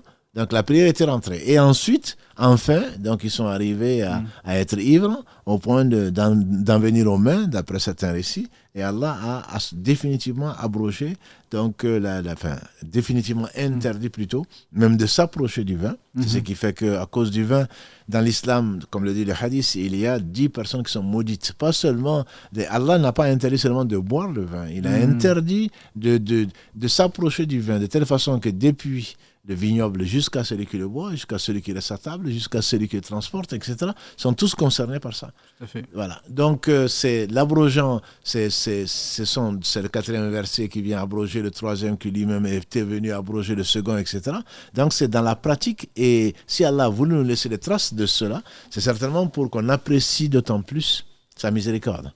Il aurait pu, s'il avait révélé donc le Coran en bloc sur le prophète sallam, c'est qu'il aurait pu faire, subhanahu wa ta'ala, par miséricorde il n'a pas fait, il aurait pu descendre à sec et ne garder qu'un seul verset. Non, il a gardé les 4 que l'on lit, mais dont on ne pratique d'un point de vue fiqh, d'un point de vue législatif, on ne conserve comme ordre que le dernier des versets. Tout à fait.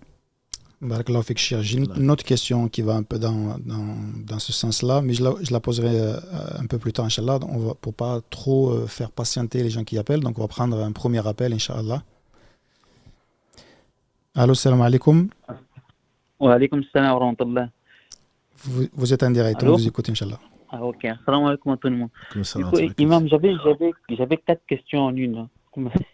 Ma première question était de savoir, c'était un peu sur la mémorisation du Coran. Bon, depuis quelques temps, j'essaie de mémoriser, mais moi, de mon point de vue, de mon côté, j'arrive pas à le mémoriser. Quand j'ai le Moussaf en main, j'arrive à le lire, mais j'arrive pas à le retenir. Moi, je me suis à un moment dit, peut-être que je n'étais pas sélectionné parmi les personnes qui devaient avoir le Coran en tête. Du coup, je me contentais à chaque fois de le lire. Bon, je ne sais pas si c'est moi qui l'étudie mal pour l'enregistrer dans la tête et tout, ou bien c'est vraiment comment une sélection que Dieu lui-même, Dieu lui-même la connaissance des personnes. Ah, c'est ma première question. Si vous avez une idée de manière comment je peux mieux le réviser pour mieux le garder en tête. Et là, ma deuxième question, c'était à propos des écoles, en fait. Sur les écoles, est-ce qu'on a le droit, si on se réfère, peut-être on suit un imam, et que cet imam est peut-être il est malikite, est-ce que nous, on a le droit de basculer entre plusieurs écoles selon des situations bien précises? Parce que souvent, j'ai entendu dire que chez les malikites, quand on faisait les ablutions, on n'avait pas le droit de passer les mains sur les chaussettes aussi. Il fallait enlever totalement la chaussette et tout pour faire les ablutions correctement. Bon, vous allez m'aider dessus. Donc, c'était pour savoir si on avait le droit de basculer entre les écoles selon les questions qui nous sont posées, en fait, selon les trucs. Maintenant, ma troisième question, c'était un petit peu sur... c'est juste une petite erreur, car apparemment, on m'a stoppé à la mosquée. Je suis allé pour prier. Et pendant que l'imam ils avaient fait la première rakat, je suis arrivé, ils s'étaient levés du ruku et ils sont allés en sujoud directement. Bon, moi, je ne me suis pas prosterné.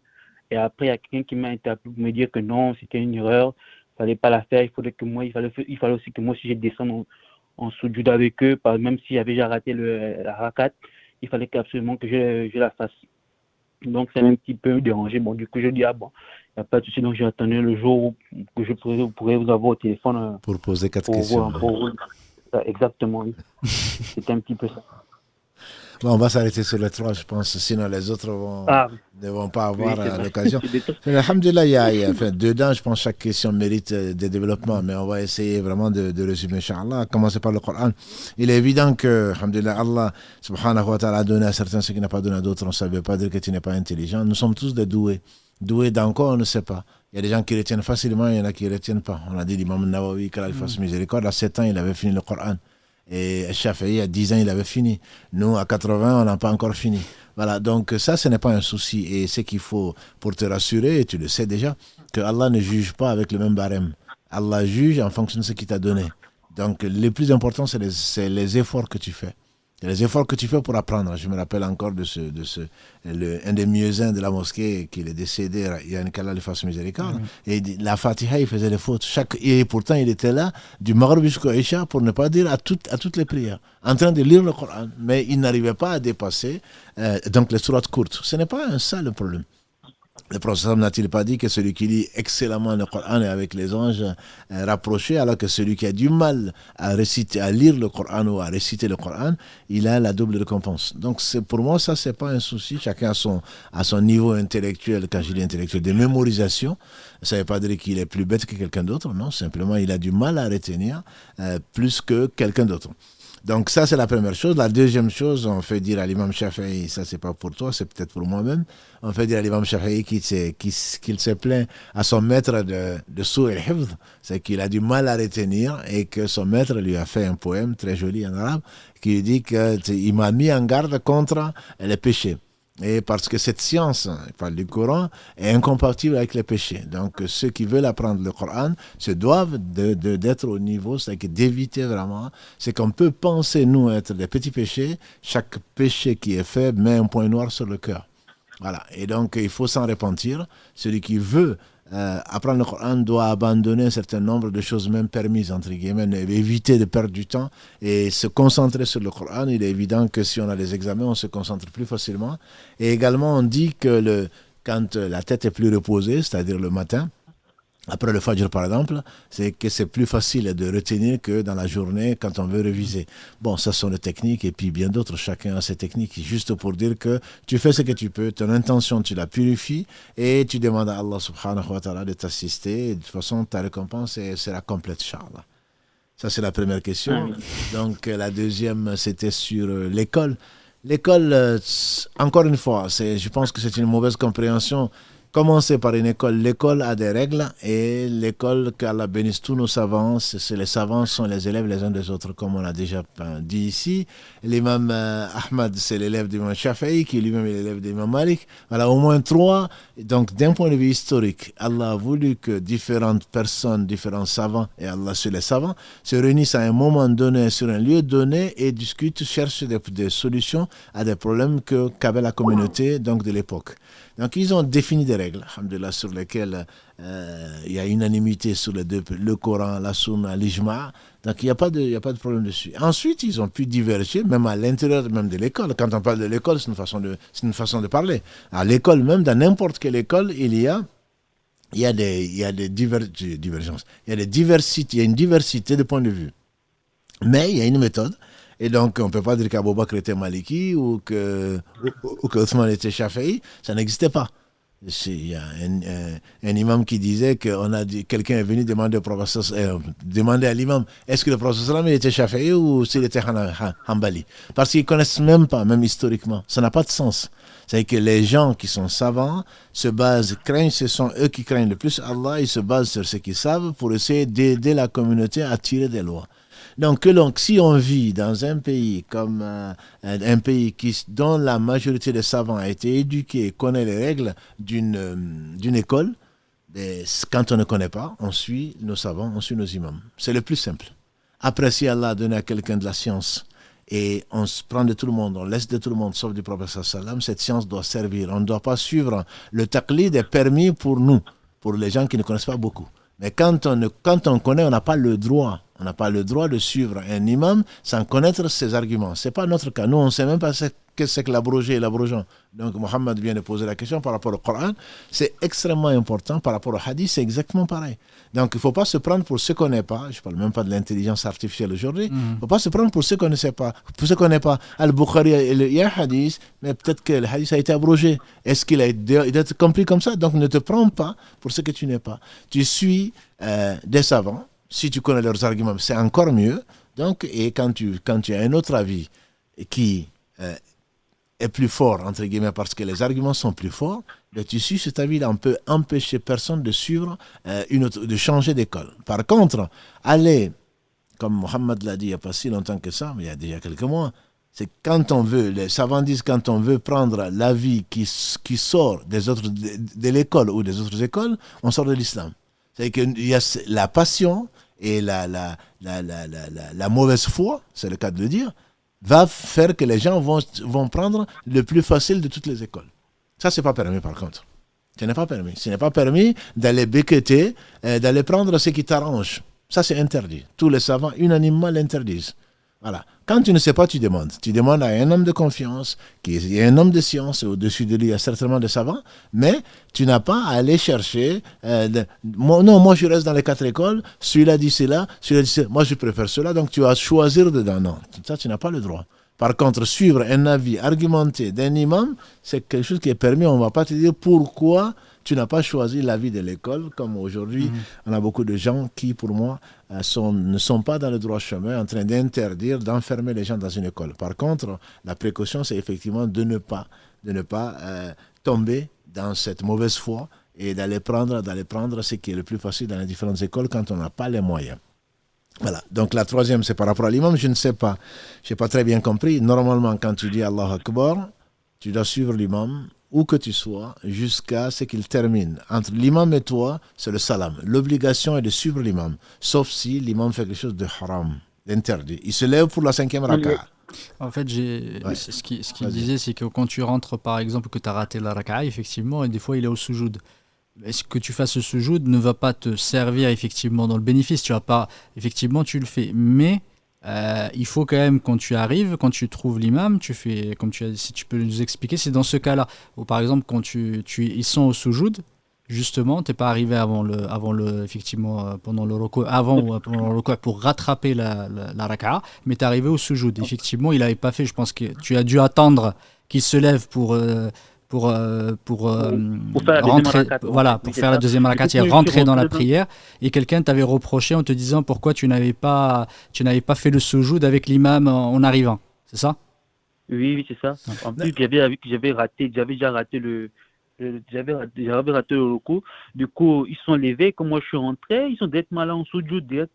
Et donc voilà, moi je ne me suis pas baissé, donc je préfère attendre qu'ils s'élèvent et qu'ils reprennent la lecture. Donc le principe, c'est pas ce que toi tu penses. Le principe, c'est dans le fiqh. Oui. Dans la prière, tu dois suivre l'imam. L'imam a été fait, comme l'a dit le prophète sallam, pour être suivi. Quand il dit Allah Akbar, dit Allah Akbar, etc., etc. Donc quand tu viens, même si tu as raté le recours, quand l'imam va au sujoud, debout directement, tu dis Allah Akbar, debout.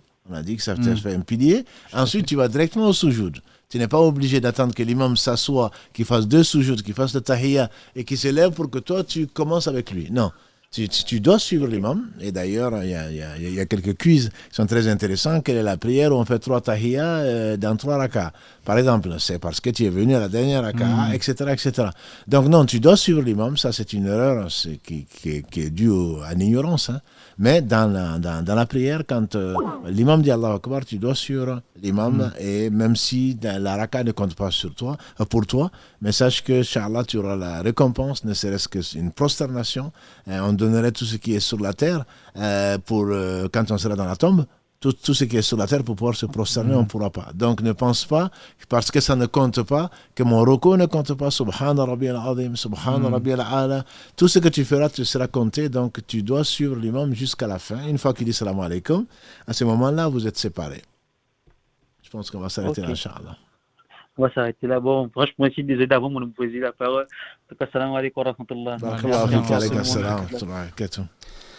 J'ai une autre question que j'avais relevée sur les différents réseaux. Quand on essaye de lire le Coran pour essayer de comprendre effectivement ce qu'on est en train de lire, est-ce qu'il est conseillé de lire les sourates dans l'ordre de la révélation, ou est-ce que, comme vous l'avez dit vous-même tout à l'heure, l'ordre dans le Mus'haf n'est pas celui des révélations. Donc qu'est-ce que tu peux nous dire là-dessus, Inch'Allah, Cheikh? Le Coran, comme l'a dit si Mohammed, il a été révélé pour être lu, compris et pratiqué. Donc, que l'on commence par apprendre les courtes sourates, c'est ce qui est conseillé à tout un chacun, surtout ceux qui commencent. Et je conseillerais de les lire, d'autant plus que ce n'est pas parce que la sourate est courte qu'elle n'est pas valeureuse. Au contraire, on l'a déjà dit, et je le conseille à tout le monde, Qul Allahu Ahad, la 112e vaut la récompense de la 112e, le fait de la lire, c'est comme si on avait lu le tiers du Coran. On a la récompense d'avoir lu le tiers du Coran. Donc c'est important, le thème est important. C'est que je conseillerais aux uns aux autres, si on pense ne pas avoir le temps. Or, le temps, c'est la vie. C'est le peu que l'on lit, de le comprendre, d'essayer de le comprendre et de voir qu'est-ce que Allah a dit, qu'est-ce qu'il a envoyé comme message, le comprendre par rapport à ce que les savants ont dit sur la sourate et de l'appliquer dans sa vie et dans la prière. Parce que on a de la prière que quand on est concentré. Or, il se trouve que quand on ne comprend pas l'arabe, on se dit je ne comprends pas. Donc, quand l'imam me récite, même moi, quand je récite, on peut se dire je ne comprends pas. Donc, moi, je conseille aux uns aux autres, les sourates qu'ils connaissent, de les apprendre, d'apprendre le sens et de prier avec. Ça me paraît vraiment la chose la plus importante. C'est pas, comme je dis, le nombre de versets, même si je conseille à ceux qui ont plus de temps et qui savent lire l'arabe ou qui le réciter, je conseille de lire au moins 100 versets par nuit, comme l'a dit le prophète sallam. Quand on lit 100 versets par nuit, on n'est pas considéré comme des négligents. Je crains que beaucoup d'entre nous ne le fassent pas. Voilà, qu'on se contente des courtes sourates, etc. C'est très bien, mais on est considéré comme des négligents si on ne récite pas ou si on ne lit pas 100 versets par nuit. Donc, ce que je conseille, c'est d'apprendre et de le retenir. Parce qu'il ne s'agit pas seulement d'apprendre, je connaissais ça. Non, le Coran s'en va comme un cheval qui n'a pas été entravé. Donc, ce qu'on apprend, il faut le reviser et apprendre d'autres sourates. Et je commencerai par les plus courtes pour ne pas perdre ce qu'on a déjà appris et comprendre le sens et prier avec. Je peux me permettre juste vraiment 2 minutes par rapport à cette question. Peut-être on le verra après, Inch'Allah. Il faut savoir que l'ordre des sourates dans le Mus'haf, c'est quelque chose qui est tawqifi, c'est quelque chose qui vient du prophète alayhi salatu wassalam. C'est pas un ijtihad. C'est pas Uthman qui a décidé de mettre la sourate au début, à la fin, etc. C'est un ordre par consensus de ulama, c'est le prophète alayhi salatu wassalam qui l'a organisé comme ça.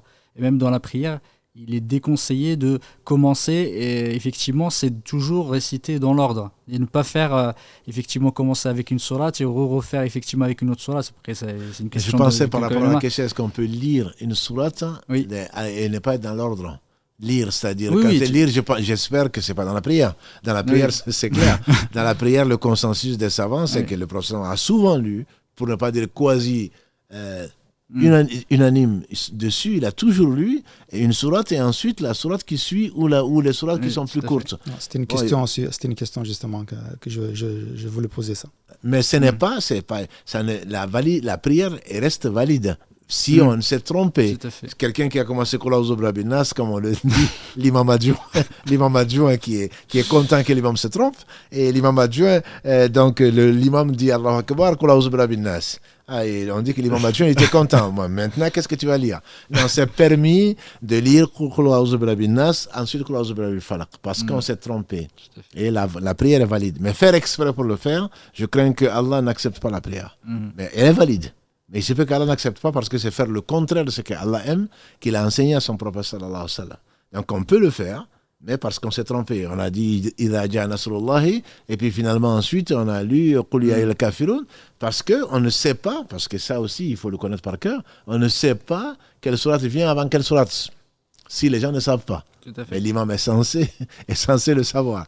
Mais bon, pour soi-même, on peut se tromper. Allah ne nous en veut pas pour ça. Mais dans la prière, il faut le lire dans l'ordre c'est plus que conseillé. C'est Tout à fait. déconseillé de faire autrement. Tout à fait. Par contre, ce que moi j'avais compris par rapport à la question, c'est quand on ouvre le Mus'haf, on veut lire. Est-ce qu'on est obligé de lire les sourates dans l'ordre? Je sais pas, c'était quoi la Dans l'ordre je me suis de- trompé. Dans l'ordre de la La révélation. révélation, en fait, elle Ouais. parlait, c'était ça. Est-ce que c'est mieux de le lire dans l'ordre de la révélation ou dans l'ordre du Mus'haf? C'est ça que j'avais C'est ça. compris. Ouais.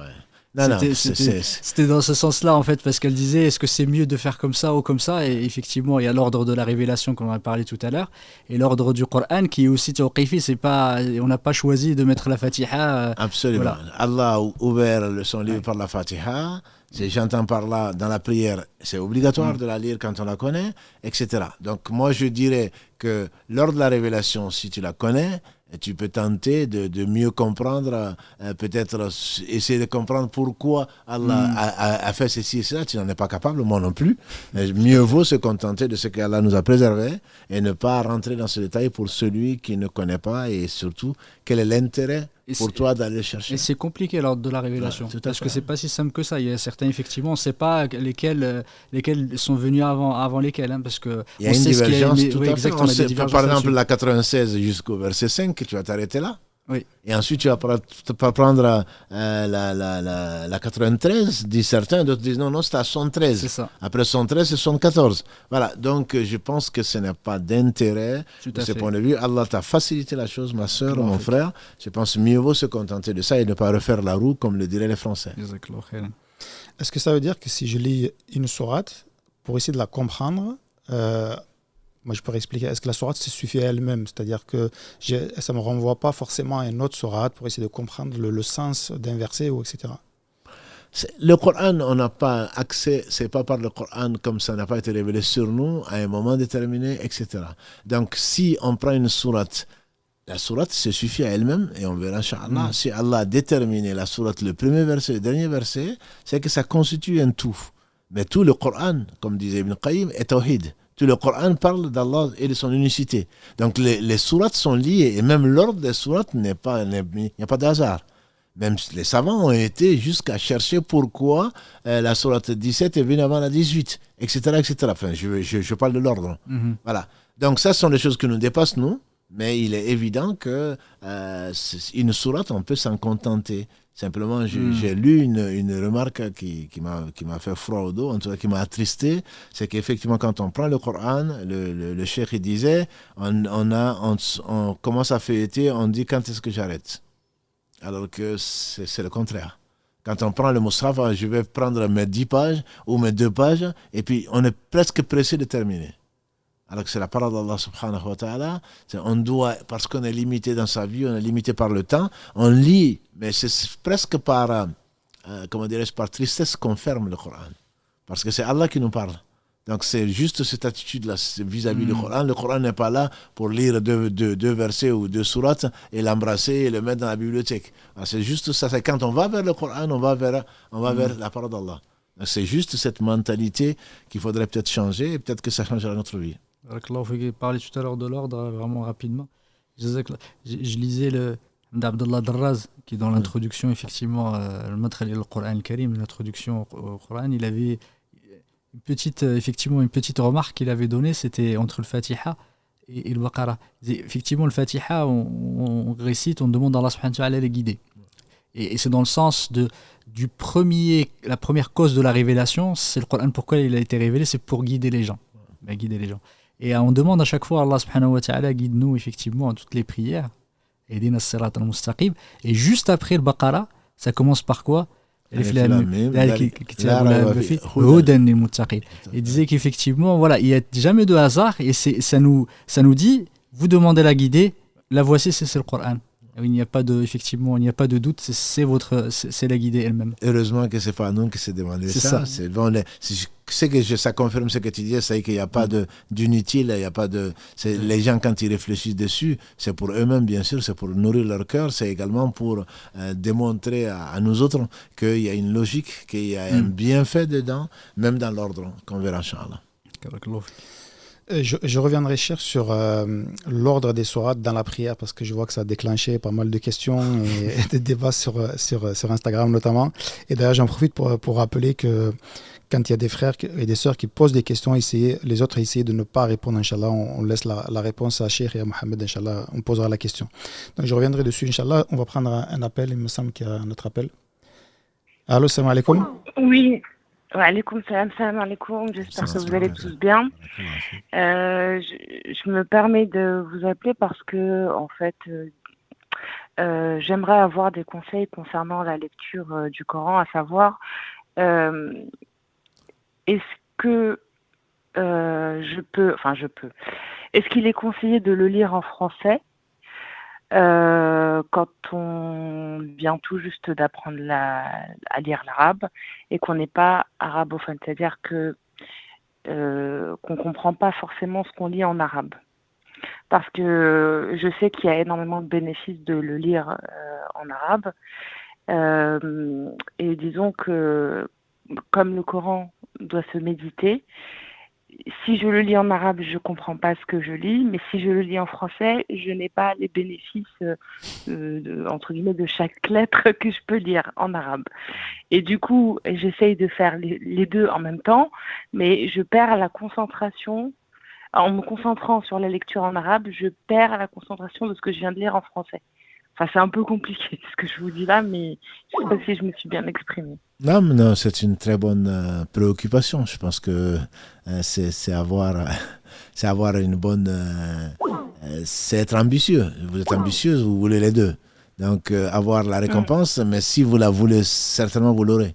Donc, c'est ça qu'il ne faudrait pas oublier. L'islam, notre Seigneur est généreux. Si vous voulez la récompense, c'est pour cela que vous vous efforcez d'apprendre l'arabe, vous l'aurez, la récompense, Inch'Allah. Par contre, comme vous l'avez dit, et contrairement à ce que d'autres disent, lire l'explication pour pouvoir méditer, etc., c'est une chose qui est bénéfique.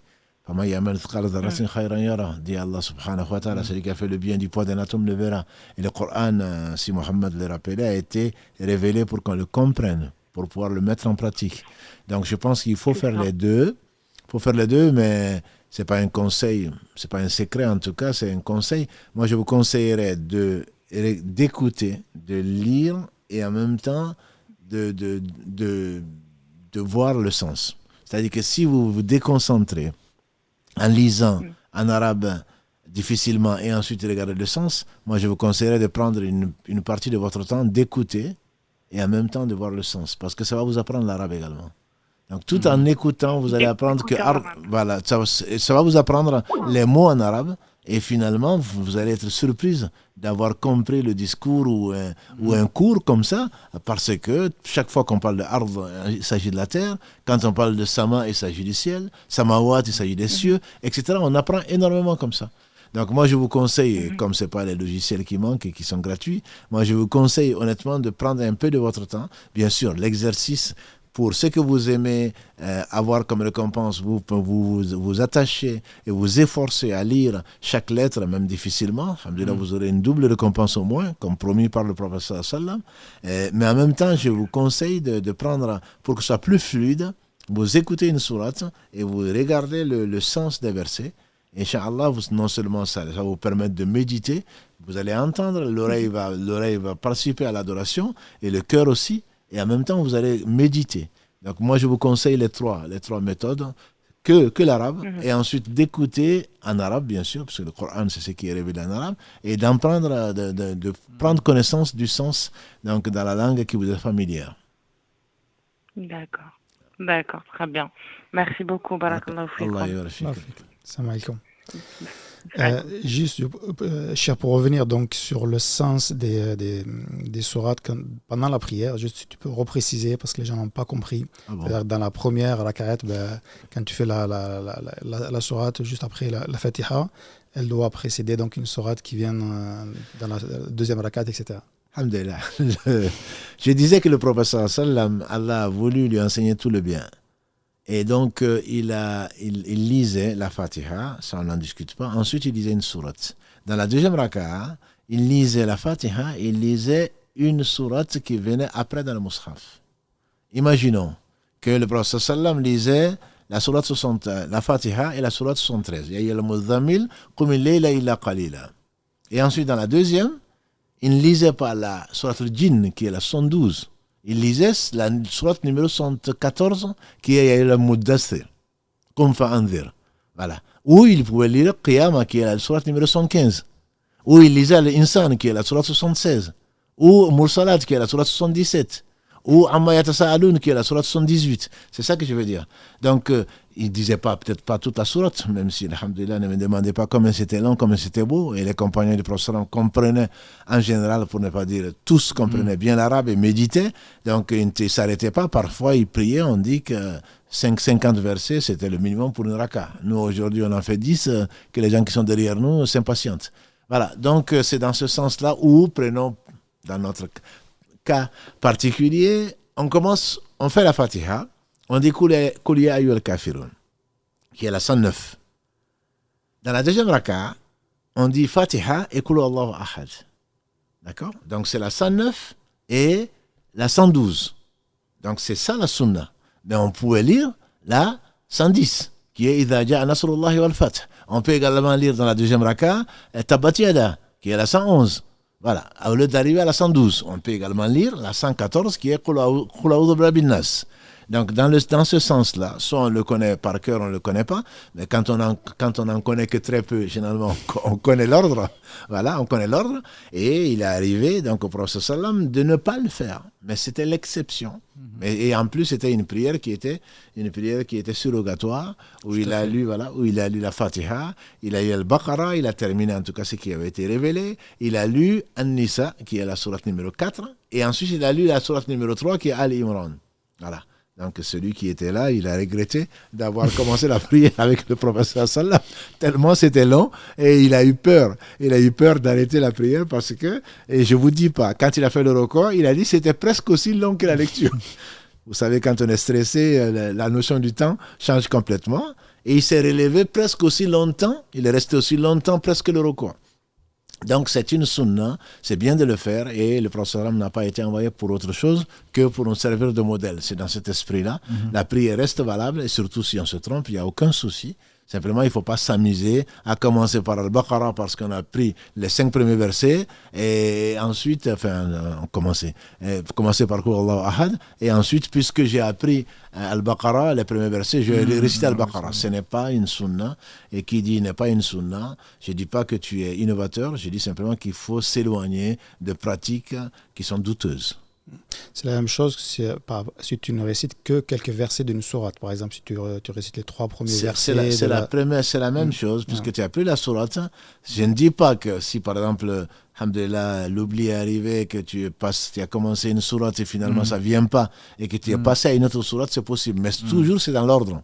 Voilà. Et si tu as pris Ayatul Kursi, et tu ne vas pas revenir à Dhalika al-kitabu la rayba fihi. Voilà. Donc, qui est le deuxième verset après Alif Lam Mim de la sourate Al-Baqarah. Voilà. Donc, c'est dans ce sens-là. Et encore une fois, il ne s'agit pas de passer du temps à savoir quelle est la sourate que je vais lire, etc., etc. C'est juste ce que Mohammed a dit. C'est important de savoir qu'il y a un ordre, et l'ordre a été révélé. Ce n'est pas, le prophète sallam ne sait pas, entre guillemets, n'a pas laissé ça. Il n'a rien laissé. Allah a voulu, avant sa mort, de légiférer, que dire alors sa parole. Il ne l'aurait pas laissé comme ça. Donc on verra la compilation, Inch'Allah, comment elle s'est faite. Et donc c'est juste pour prendre au sérieux ce qui doit être pris au sérieux, en particulier la part d'Allah subhanahu wa ta'ala, et ne pas dire mais c'est pas grave. De toute façon, tout est le Coran, certainement. Tout est le Coran, mais si Allah a voulu le révéler pas sur nous, mais sur Muhammad sallallahu alayhi wa sallam, qu'il l'a conservé, il faudrait par pudeur respecter la parole d'Allah subhanahu wa ta'ala et la façon de la codification. Barakallahu fik, Cheikh. Le temps commence à passer. Alhamdulillah, on va prendre un dernier appel, Inch'Allah. Allô, salam alaikum. Alaikum salam. On vous écoute, vous êtes en direct. Oui. Oui, en fait, je demande un conseil parce que moi, je lis bien le Coran en arabe, mais le comprendre, c'est un peu compliqué pour moi, et que même je me suis inscrite dans les cours arabes pour apprendre à parler l'arabe. Même dans les cours aussi, c'est difficile de s'accrocher. Donc là, je voulais avoir un conseil pour arriver, parce que j'ai vraiment la volonté d'apprendre, parce que quand je lis le Coran, ça me fait des effets, mais le fait que je le comprends pas bien, il y a des mots que je comprends, parce que en apprenant, ça me permet de connaître quelques mots, mais pour bien s'accrocher, et je trouve que c'est difficile. Du coup, là, en ce moment, je me suis dit, donc, vu que j'arrive pas, que les autres, ils sont là, ils connaissent déjà la langue, je vais arrêter. Et à une autre façon, il me dit, mon autre sens, il me dit, non, tu t'arrêtes pas, accroche-toi. Mais je trouve que c'est difficile de l'apprendre. Comment je peux me trouver sur ces deux sens? Alhamdulillah, si vous vous accrochez, vous n'allez pas regretter. Il ne faut surtout pas abandonner et ne pensez pas que les Arabes comprennent le Coran. Ça, c'est déjà... voilà.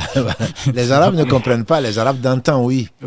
La révélation venait, il n'allait pas demander. Il est arrivé même au prophète sallallahu fait qu'on demande au prophète que veut dire ce mot-là. Tout à fait. Donc, c'est comme l'a dit ici Mohammed, le Coran a enrichi l'arabe. Tout à fait. Voilà. Et c'est pas parce qu'il ne comprenait pas.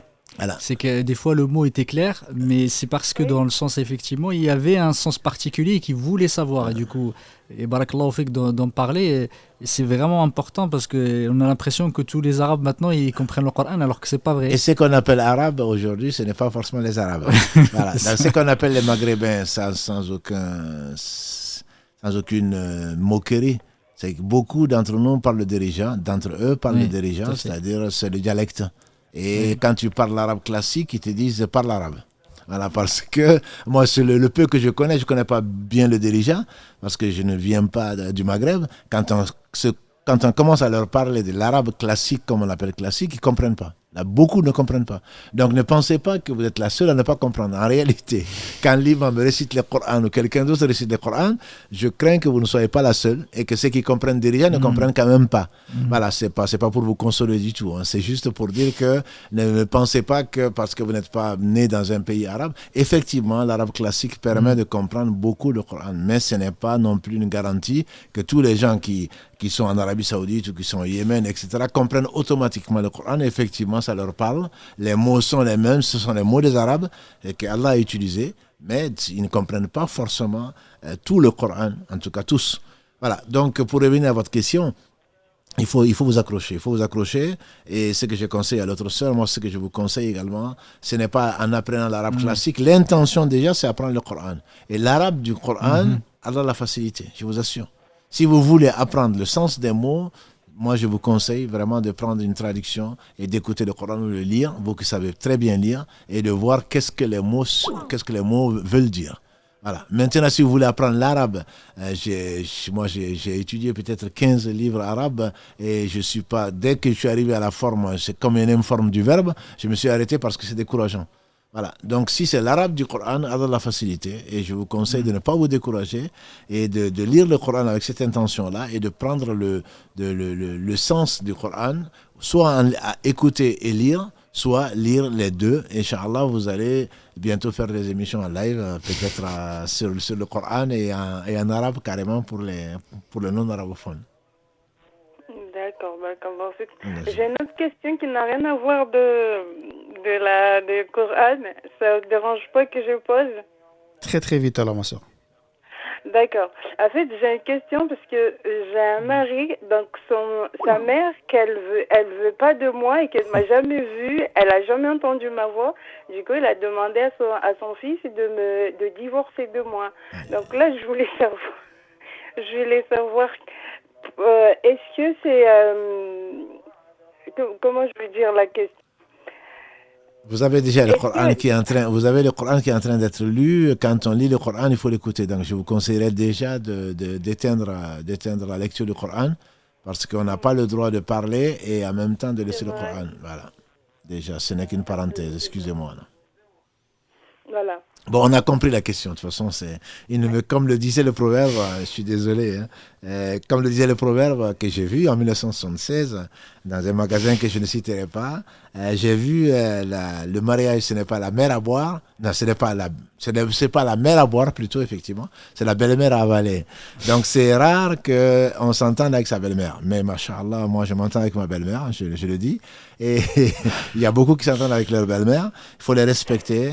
Moi, je pense que c'est par ignorance. Je pense qu'il faudrait demander à votre mari de parler du bien de vous, de lui passer le salam, de lui envoyer des cadeaux.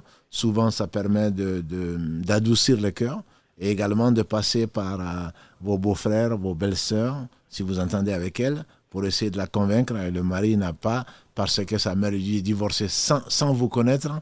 Je ne conseille pas du tout au mari d'obéir dans ce cas-là, en tout cas de tout faire pour essayer de concilier, peut-être de la visiter avec vous. Donc, si c'est possible, si c'est pas trop cher, si c'est possible, et faire beaucoup d'invocations, puisque c'est Allah qui détient les cœurs, pour que votre amour rentre dans son cœur, et parce que vous êtes quand même la mère de ses petits-enfants, si vous avez des enfants, etc. Et vous êtes celle qui s'occupe de son fils, et comme elle s'est occupée de lui. Donc, tout ça, ce sont des arguments, Inch'Allah. J'espère que votre beau-père pourrait lui expliquer, ou votre beau-frère pourrait lui faire, et qu'elle ne soit pas injuste. Voilà. Donc, prions qu'Allah subhanahu wa ta'ala vous accorde le meilleur. D'accord. Merci. Barakallahu fikum. Allah fikum. Barakallahu fik, Cheikh. Barakallahu fik, Mohamed. Je pense qu'on va s'arrêter là. Il est bientôt minuit, Inch'Allah. Juste deux petits rappels. Le live donc de mardi est décalé à mercredi, Inch'Allah, 22h. C'est bien ça, Cheikh? Tout à fait. Voilà. Et peut-être en profiter aussi pour rappeler que ce week-end, il y a les visites qui sont ouvertes de la mosquée. Donc, vous avez demain la possibilité, ceux qui habitent Toulouse et sa région, de venir visiter notre mosquée. Vous êtes les bienvenus, Inch'Allah. Je te laisse, Mohamed, Inch'Allah, terminer. Barakallahu fik, jazakumullah khairan, Cheikh. Allah te récompense pour le meilleur. Barakallahu fik, Mohamed Karim. Subhanak Allahumma wa bihamdika, ashhadu an la ilaha illa anta, astaghfiruka wa atubu ilayk. Subhana rabbika rabbil izzati amma yasifun, wa salamun ala al-mursalin, walhamdulillahi rabbil alamin.